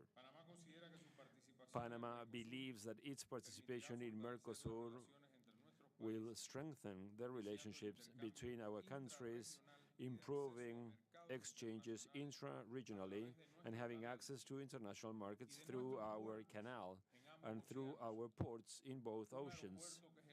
An airport that is the hub of the Americas and contributes to that integration, making communication easier, north and south, south and north, and also to other places in the world. We have bilateral agreements and free trade agreements that reach North America, Asia, and the Middle East. Also multilateral association agreements with the European Union and the United Kingdom, we have the conditions to facilitate access of Mercosur products to the main global markets. Believe me, we are going to be very good partners. Apart from participating as an associate state, we are going to be strengthening our bilateral relationships with the member states and associated states. Several of them are important users of our canal. Through agreements that will allow to tighten our bonds, but also to work on international cooperation in different areas, such as education, communications, science and technology, among others, strengthening the relationship with South America, a region with which we share important historical values. Also, at this table, we are addressing a vital topic for this president: to remove Panama from unfair lists that have a negative impact on the development of the country and that represents an attack to the integrity of the people of Panama. Today, we are becoming member of this group, as we are part of many others. However, we are still being discriminated for some absurd reasons that have no connection with the reality of our country. As from today, we're going to be an associated member of the Mercosur, a friend of Panama. Because of that, we are committed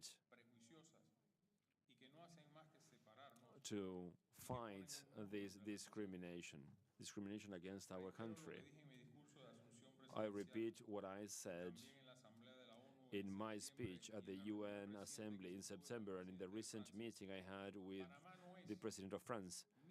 Panama is not and won't be a haven.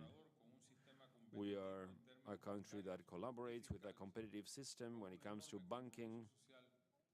We are hugely committed to society and economic freedom. We are an open country. And next year, we are going to have a seat in the Security Council as a non-permanent member. I have made the decision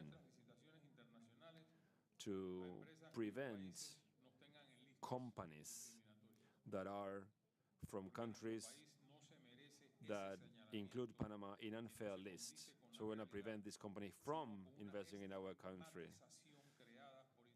This has to do with the stigma that is created, interests that go against the interest of our country. We're going to be working for peace, fighting international crime and strengthening freedom and democracy in our world. Democracy is being threatened by situations like the one in Venezuela. We are committed to the environment and natural resources. We, Latin Americans, we face the challenge of protecting biodiversity and developing our own agendas at regional level, so that can be beneficial for our peoples. We cannot do that following the strategy of those that went against nature. We are a carbon negative country, for instance. We would like to thank all the member states of Mercosur for accepting Panama as an associated member. We have a promising future for us all, where our mutual agreements will be the foundation for solid and robust relationships for the prosperity of our peoples. I would like to finish by expressing how grateful we are to all the authorities and how Panama will work to improve its work in Mercosur.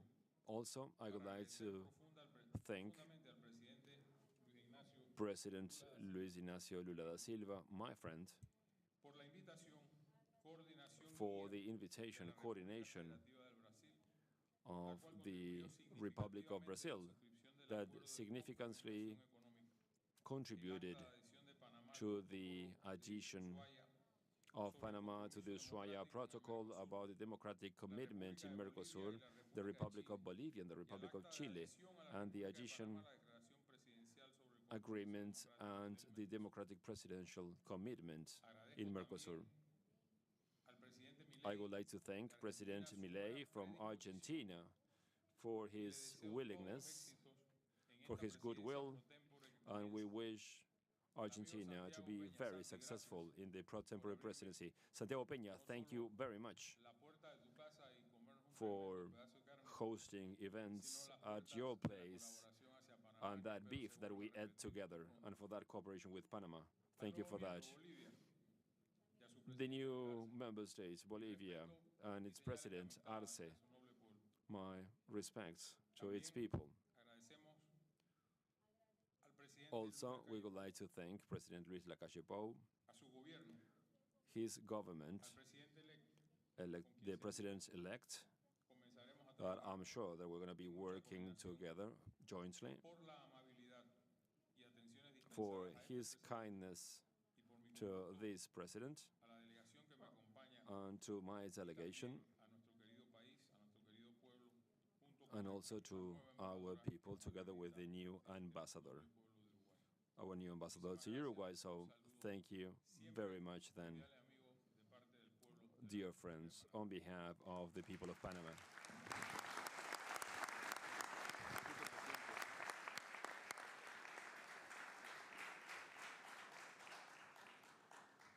Gracias, Presidente Mulino. Thank you very much, President Mulino. Now, the Undersecretary of Economic International Relations from the Ministry of Foreign Affairs of Chile, Claudia Sangüesa. President of Uruguay, Luis Lacalle Pou. Presidents of Argentina, Javier Milei. Of the plurinational state of Bolivia, Luis Alberto Arce. Of the Republic of Brazil, Luis Ignacio Lula da Silva. Republic of Paraguay, Santiago Peña. Panama, José Raúl Molina. Ladies and gentlemen, distinguished authorities,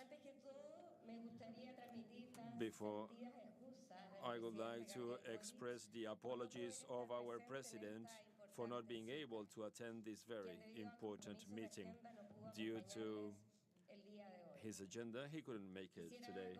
I would like to thank President Lacalle Pou and the people of Uruguay for hosting this event, and to congratulate him on the organization of this summit.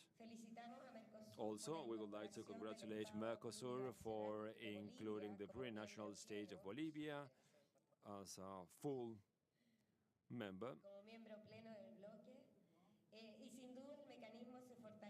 And this mechanism now is stronger by regional cooperation, and also including all the countries that are part of this process. Also, we would like to congratulate you on the final details of the agreement with European Union. Chile, as an associated state within the framework of this organization, will be always present in these mechanisms, contributing to the consolidation of the integration agenda.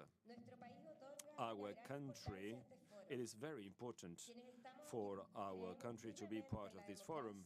We strongly believe in democracy and the possibility of building countries that are safe, just, having access to high-quality health and education services, always protecting our rights and liberties. So, members of this forum, we have a shared history, values and principles, and in 200 years we were able to overcome barriers, and we are a region of peace.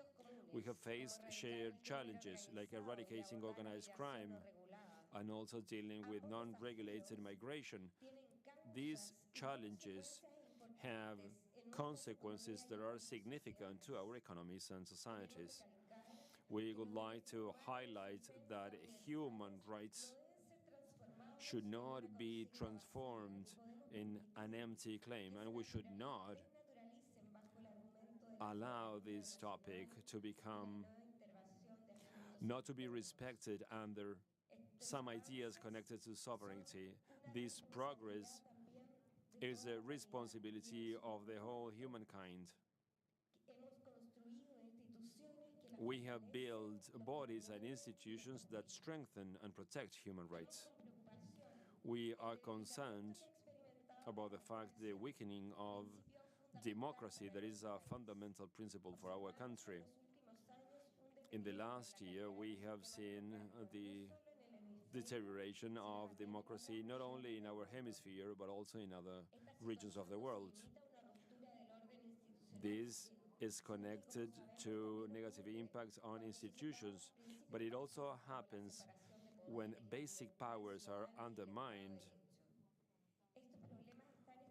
These problems are closely connected to other threats that affect our region.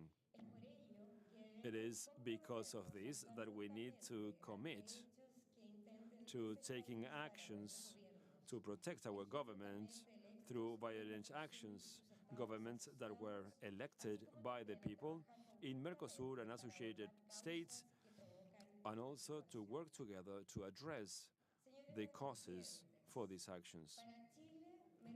Presidents, for Chile, Mercosur is a political strategic project that will allow us, with other integration projects, to provide a voice to South America to protect democracy, peace, and the rule of international law.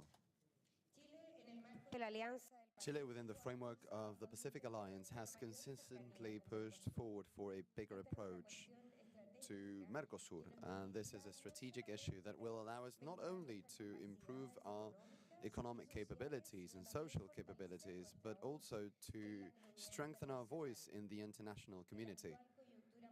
In the current world landscape, it is regions that negotiate, and we need to act cohesively and with a negotiation capacity so that we don't fall behind.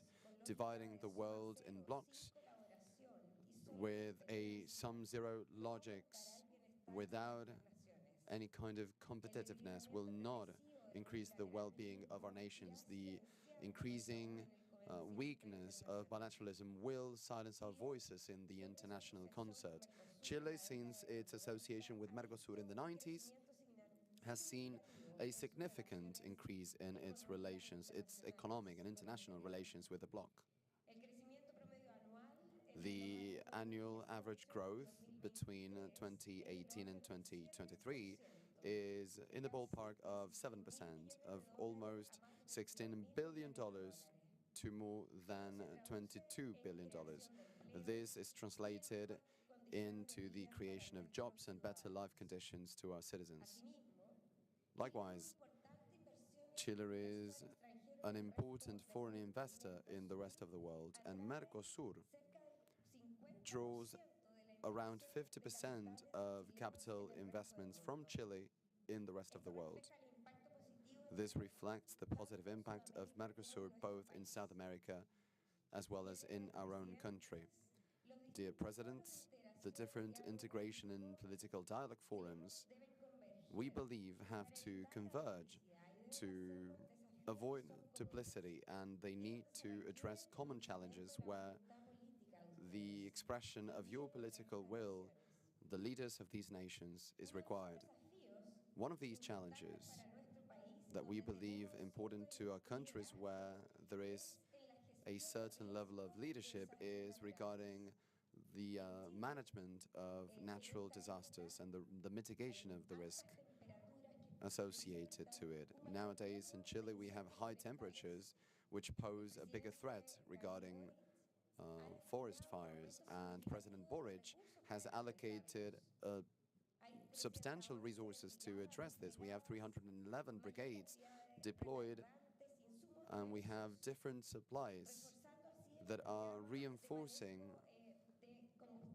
the fuel management program and the management of aircraft that are available.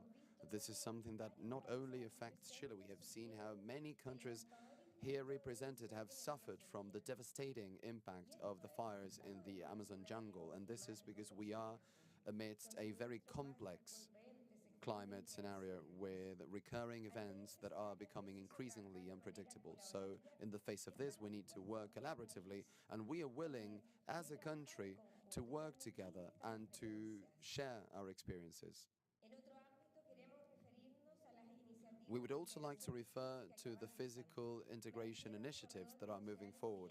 I'm talking about the bi-oceanic corridor from the Muitinho port to the ports in the north of Chile. This is a reality. Last 20th of November, the presidency of the working group of this corridor was taken on by Argentina, that will have the challenge of accelerating the challenges that remain until 2026. And under the presidency of Brazil, we might be able to show the world that we were capable of culminating this mega project, which will be an example of integration. Finally, we reiterate Chile's commitment to regional integration in its different dimensions, in the levels of our economies, but also culturally and socially, and our excitement about moving towards societies that can be more democratic, more just, and more prosperous. Our goal is to meet the needs and expectations of our people who seek, with freedom, justice, and dignity, and we cannot let the hopes down. Thank you very much.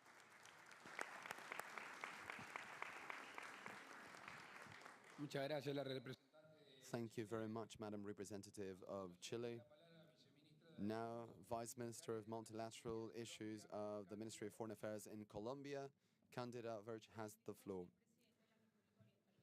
Your Excellency, President of the Oriental Republic of Uruguay, Luis Lacalle, Your Excellency, President of the Argentine Republic, Javier Milei, Your Excellency, President of the Plurinational State of Bolivia, Luis Arce, Your Excellency, President of the Federative Republic of Brazil, Luis Ignacio Lula da Silva, Your Excellency, President of the Republic of Paraguay, Santiago Peña, Your Excellency, President of the Republic of Panama, José Raúl Molino, Your Excellencies, fellow ministers of foreign affairs and delegations of member and associate states delegates. It is an honor to me to participate this morning in this summit and to have the chance to address you on behalf of President Gustavo Petro, who sadly could not be here with us today.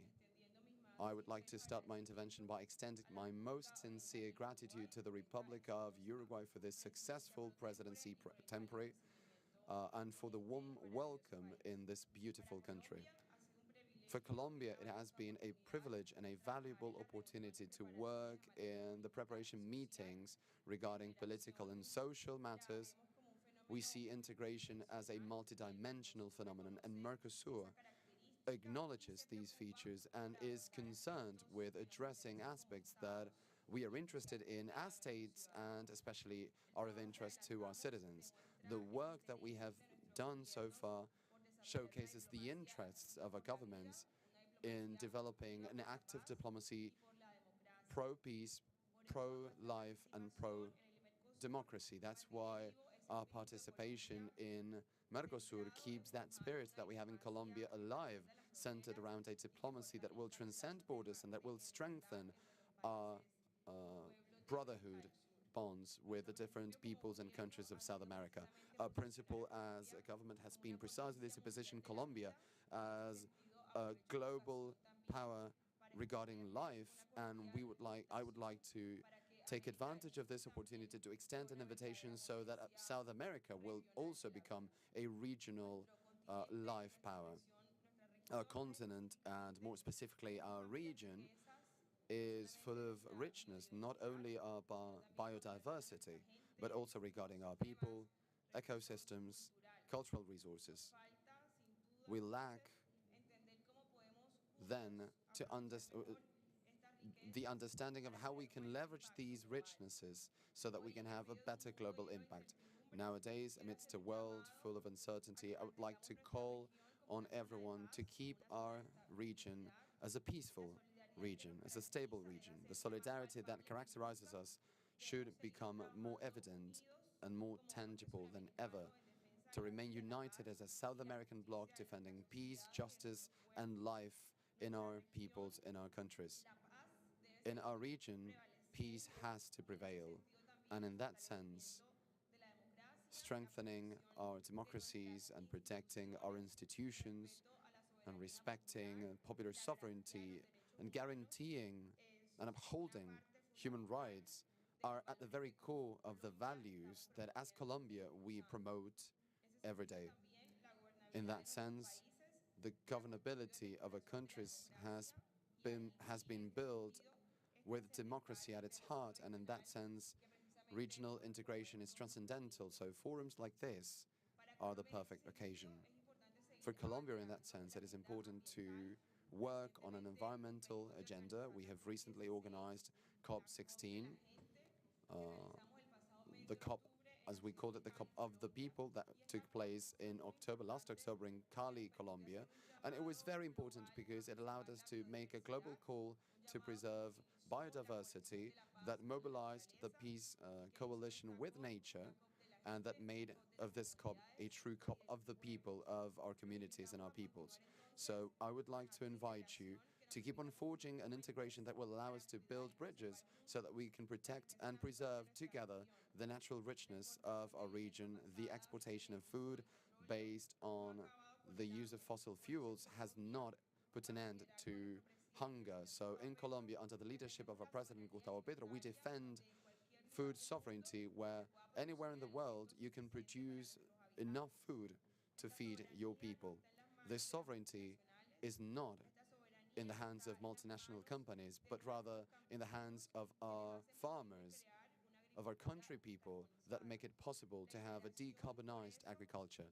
Therefore, integration requires us to hear the voices of those in the bases of society and to promote synergies that will transcend timelines and that will drive us with initiatives that will have a transforming capacity for our countries with an approach based on social justice. This has been one of the biggest principles of Mercosur and one of the priorities of our government. So you can count on us to keep on working for the peoples and for the nations in the region. South America is a rich region. It's a region of hope. Let's then take advantage of the ways that these regional integration mechanisms provide us with to keep on connecting our nations and to keep on building the path to a better future. Thank you very much.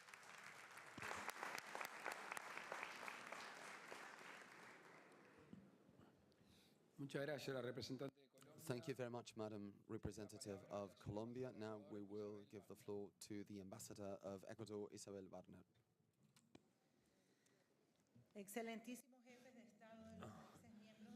Excellencies, Head of States of Mercosur and Associated States, Ministers of Foreign Affairs of Member States and Associated States, delegates, ambassadors, members of delegations. First of all, on behalf of President Daniel Noboa, I would like to greet Luis Lacalle Pou and to congratulate Uruguay on the organization of this event, and also to the team of the pro-tempore presidency team for the hard work during these 6 months. The President has specially requested me to greet all the delegations here. It's our intention to be together in our next meeting because it was impossible for him to attend today. President Noboa has been very clear in requesting me that during my speech he wanted to express his hopes that this committee continue making progress in regional integration, and also to reiterate the commitment of Ecuador to the defense and strengthening of democracy, the rule of law, the promotion on the protection of human rights and also fundamental liberties, working for sustainable development, fighting poverty, social exclusion, and peacekeeping in our territories. The regional situation requests that we make joint efforts to face the multiple problems in the region. Among them, the threat of transnational organized crime, violence, insecurity, food security, energy security, climate change, economic exclusion, and poverty. Within this framework, Ecuador celebrates the work by this body and the intention to look more and better participation of women and the work of the Observatory for the Democracies of Parlasur. Within this space, we have reflected about democratic systems and we have monitored the elections in the region to deepen cooperation. The vast agenda of human rights in the Mercosur is another topic to highlight. The work carried out to protect human rights, and as well as boys, girls, and adolescents, has been promoted, something that was really necessary. The results achieved in the last months reflect and show this renewed interest of our countries to promote regional integration as a mechanism to reduce asymmetries in the bloc. Also, that allows the creation of benefits for the more 295 million people that we have in the region. An example of this is the implementation of the social summit of Mercosur last November, where there was a very high number of movements and organizations from the civil society, where they actually exchanged their visions and hopes with government staff so that they can share their positions and ideas. Ecuador believes that the approval of the working plan for 24-26 was a great achievement, and that was the result of the joint work by the countries, and that allowed us to have a clear roadmap to continue working in the original ideas by the Uruguayan presidency. Also, it is strategic for Ecuador to widen the participation of associated members in other fields that contribute to a direct impact and opportunities for our citizens. By doing this, we reaffirm the interest to cooperate to have a more active role in the programs and initiatives that seek, among other objectives, inclusion and the reduction of digital gaps, physical and digital integration, the use of new technologies, emerging technologies for the development of sustainable ecosystems, the inclusion and exploration of benefits of AI, as well as the construction of infrastructure in the region, especially in those regional projects that aim at improving and making our countries more competitive. For our countries, these are very special topics and necessary steps to reach the goals of sustainable development. We need to make the most of this so that we can face then social, economic, environmental challenges. And to deal with all this, we need to promote cooperation, interconnection. Ecuador also congratulates itself on the signing of the agreement for the coordination of cooperation in matters of security of the member states destined to fight international organizations. This will allow member states to join efforts to fight crime in the region, implementing new instruments that will allow us to fight criminal organizations,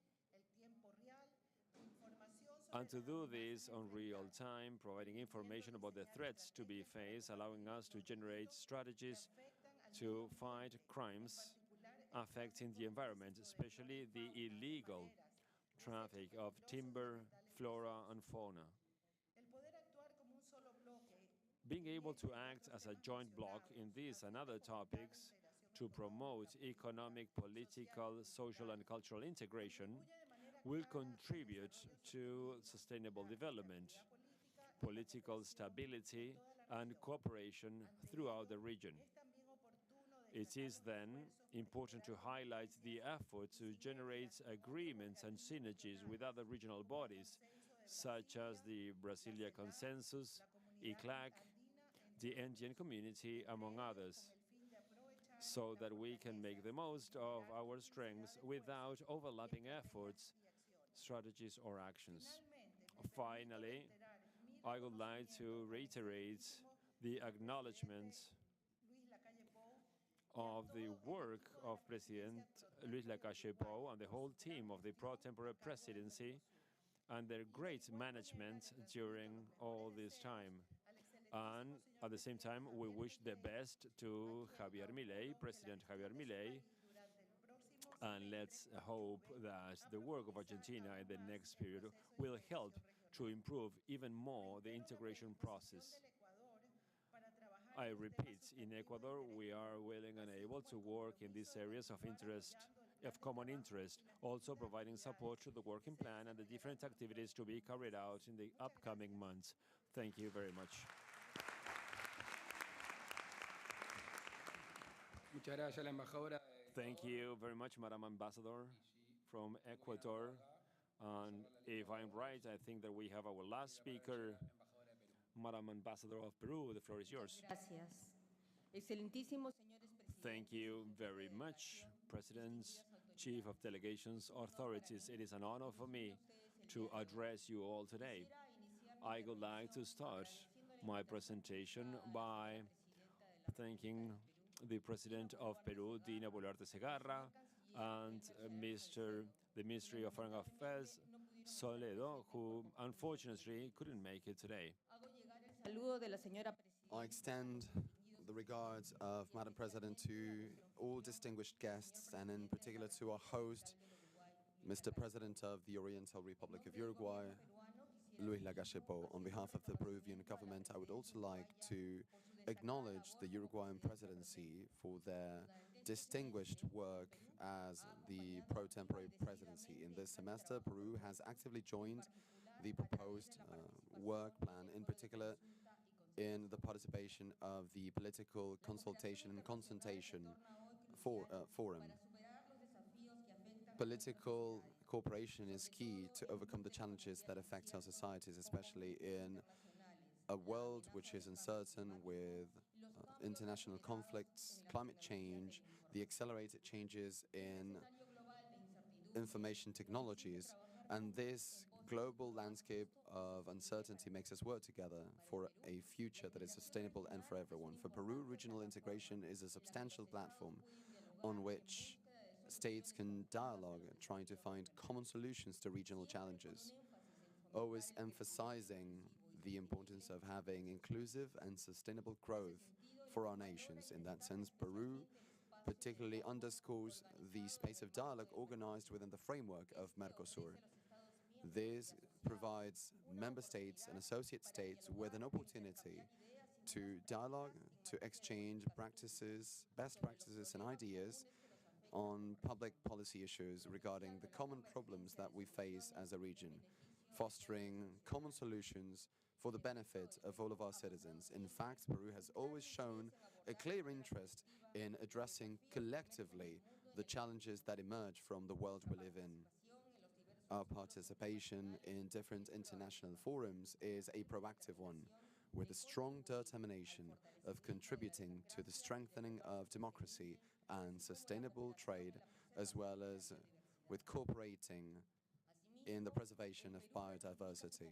Likewise, Peru ratifies its commitment to fighting against the issues like drug trafficking, transnational criminals, and the illegal traffic of weapons, which have an impact on the security of a region and put blocks to the peaceful development of our societies. For Peru, it is important to promote the coordination between regional efforts to face said challenges. For the Peruvian government, it is therefore key to promote the relationship between Mercosur and the Pacific Alliance, a sub-regional group of which Peru is a founding member. Peru is interested in moving forward towards the joint declaration between our bloc and Mercosur signed in 2018. which seeks to promote cooperation links and economic relations and trade relations in areas of common interest, as well as moving forward with the Puerto Vallarta Action Plan, which will facilitate trades, micro and small and medium enterprises, academic mobility, light trade, amongst many other things. We celebrate these significant advancements as part of this relationship, amongst which we can find the OAS recognition and the creation of an agreement regarding the culture sectors of both blocs. Mercosur is not just an important space for regional dialogue, but also an important market, being the main commercial partner that Peru has in the region. This, favored by the increasing level of liberalization reached because of the Economic Complementation Agreement ACE 58. Peru recognizes the willingness of member states and associate states to keep on strengthening Mercosur as a space for regional integration which is wide and inclusive. That's why we congratulate the incorporation of Panama in this summit, an incorporation that will most certainly strengthen and extend this regional integration process. Peru reaffirms its commitment to keep on helping with the integration process of Mercosur, convinced that deepening integration in the region shall allow our countries to continue on the path of inclusive development and sustainable development. Thank you very much.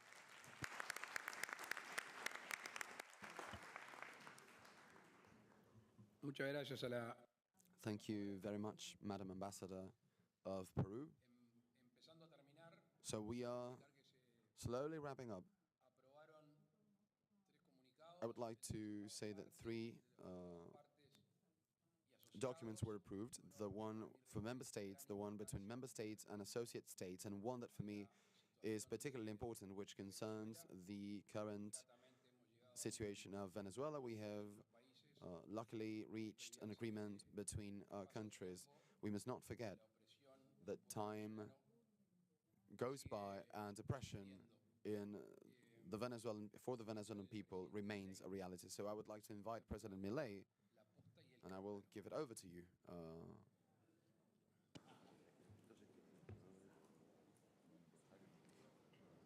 Acto seguido se realizará la ceremonia traspaso Next, we will have the formal ceremony where the pro-temporary presidency will go from Uruguay to Argentina. Hacé lo que quieras. No, sí, porque ahí termina. Yo primero te lo doy formalmente. Gracias. Proceda. Todo lo que sea para romper me encanta.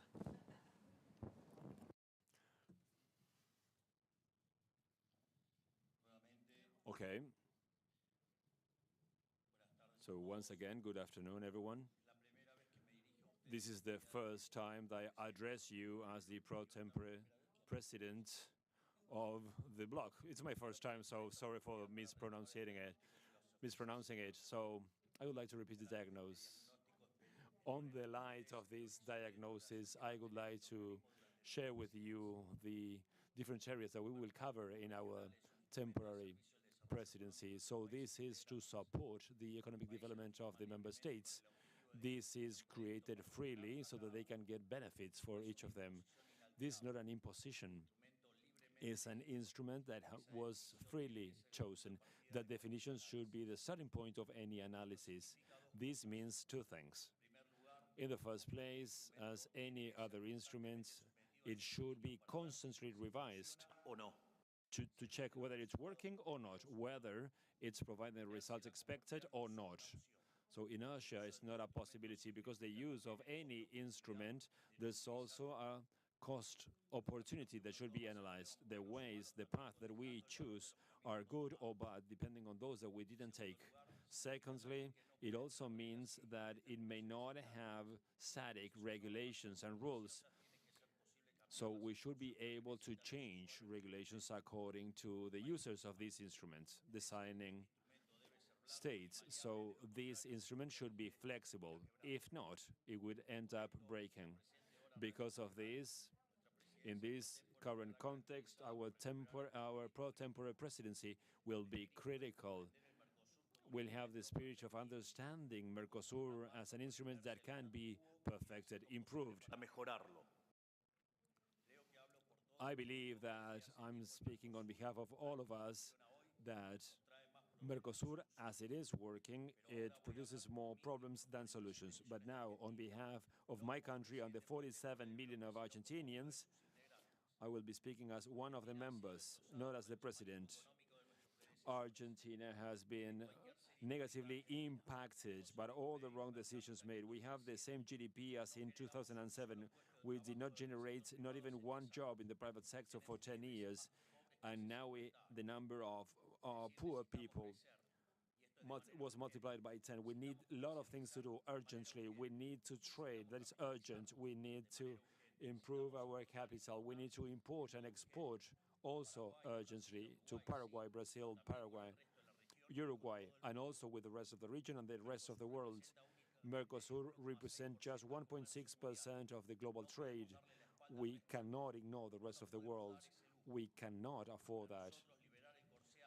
We need to move away from the barriers imposed by Mercosur. That is an urgent need that we have. And let me tell you that it is also for you, because increasing our trade transforms us in better clients and better providers. That's why our intention is to make some changes to this.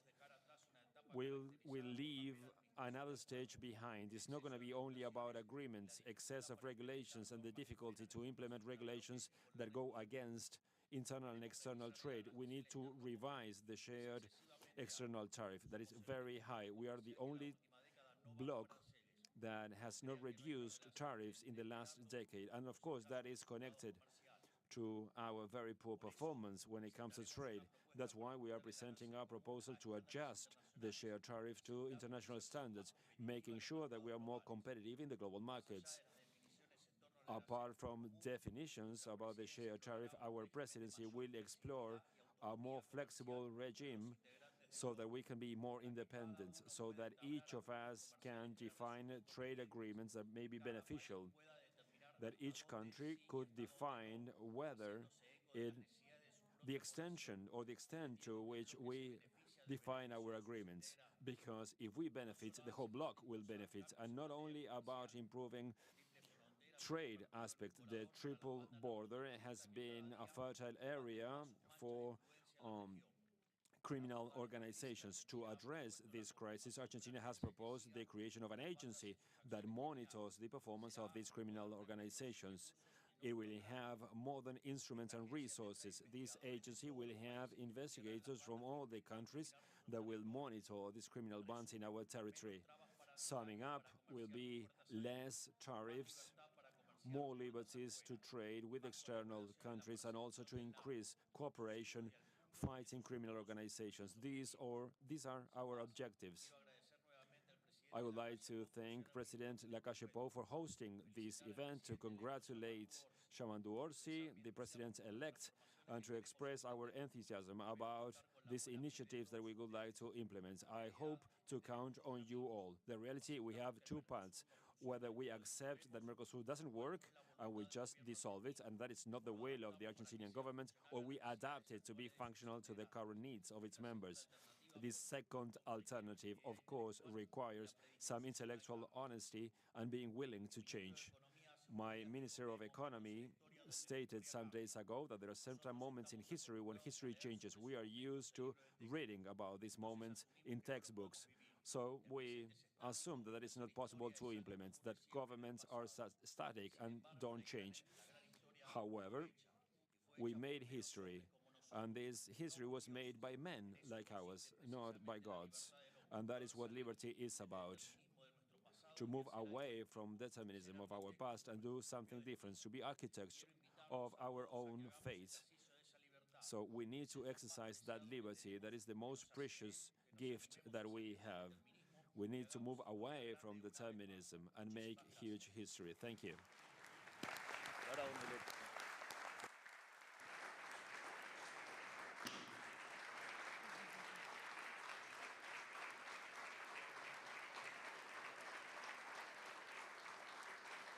Daremos conclusión a la cumbre de presidentes de los Estados. We now finish the summit of Presidents of Mercosur member states and associate states. We will listen some remarks from the President of the Eastern Republic of Uruguay.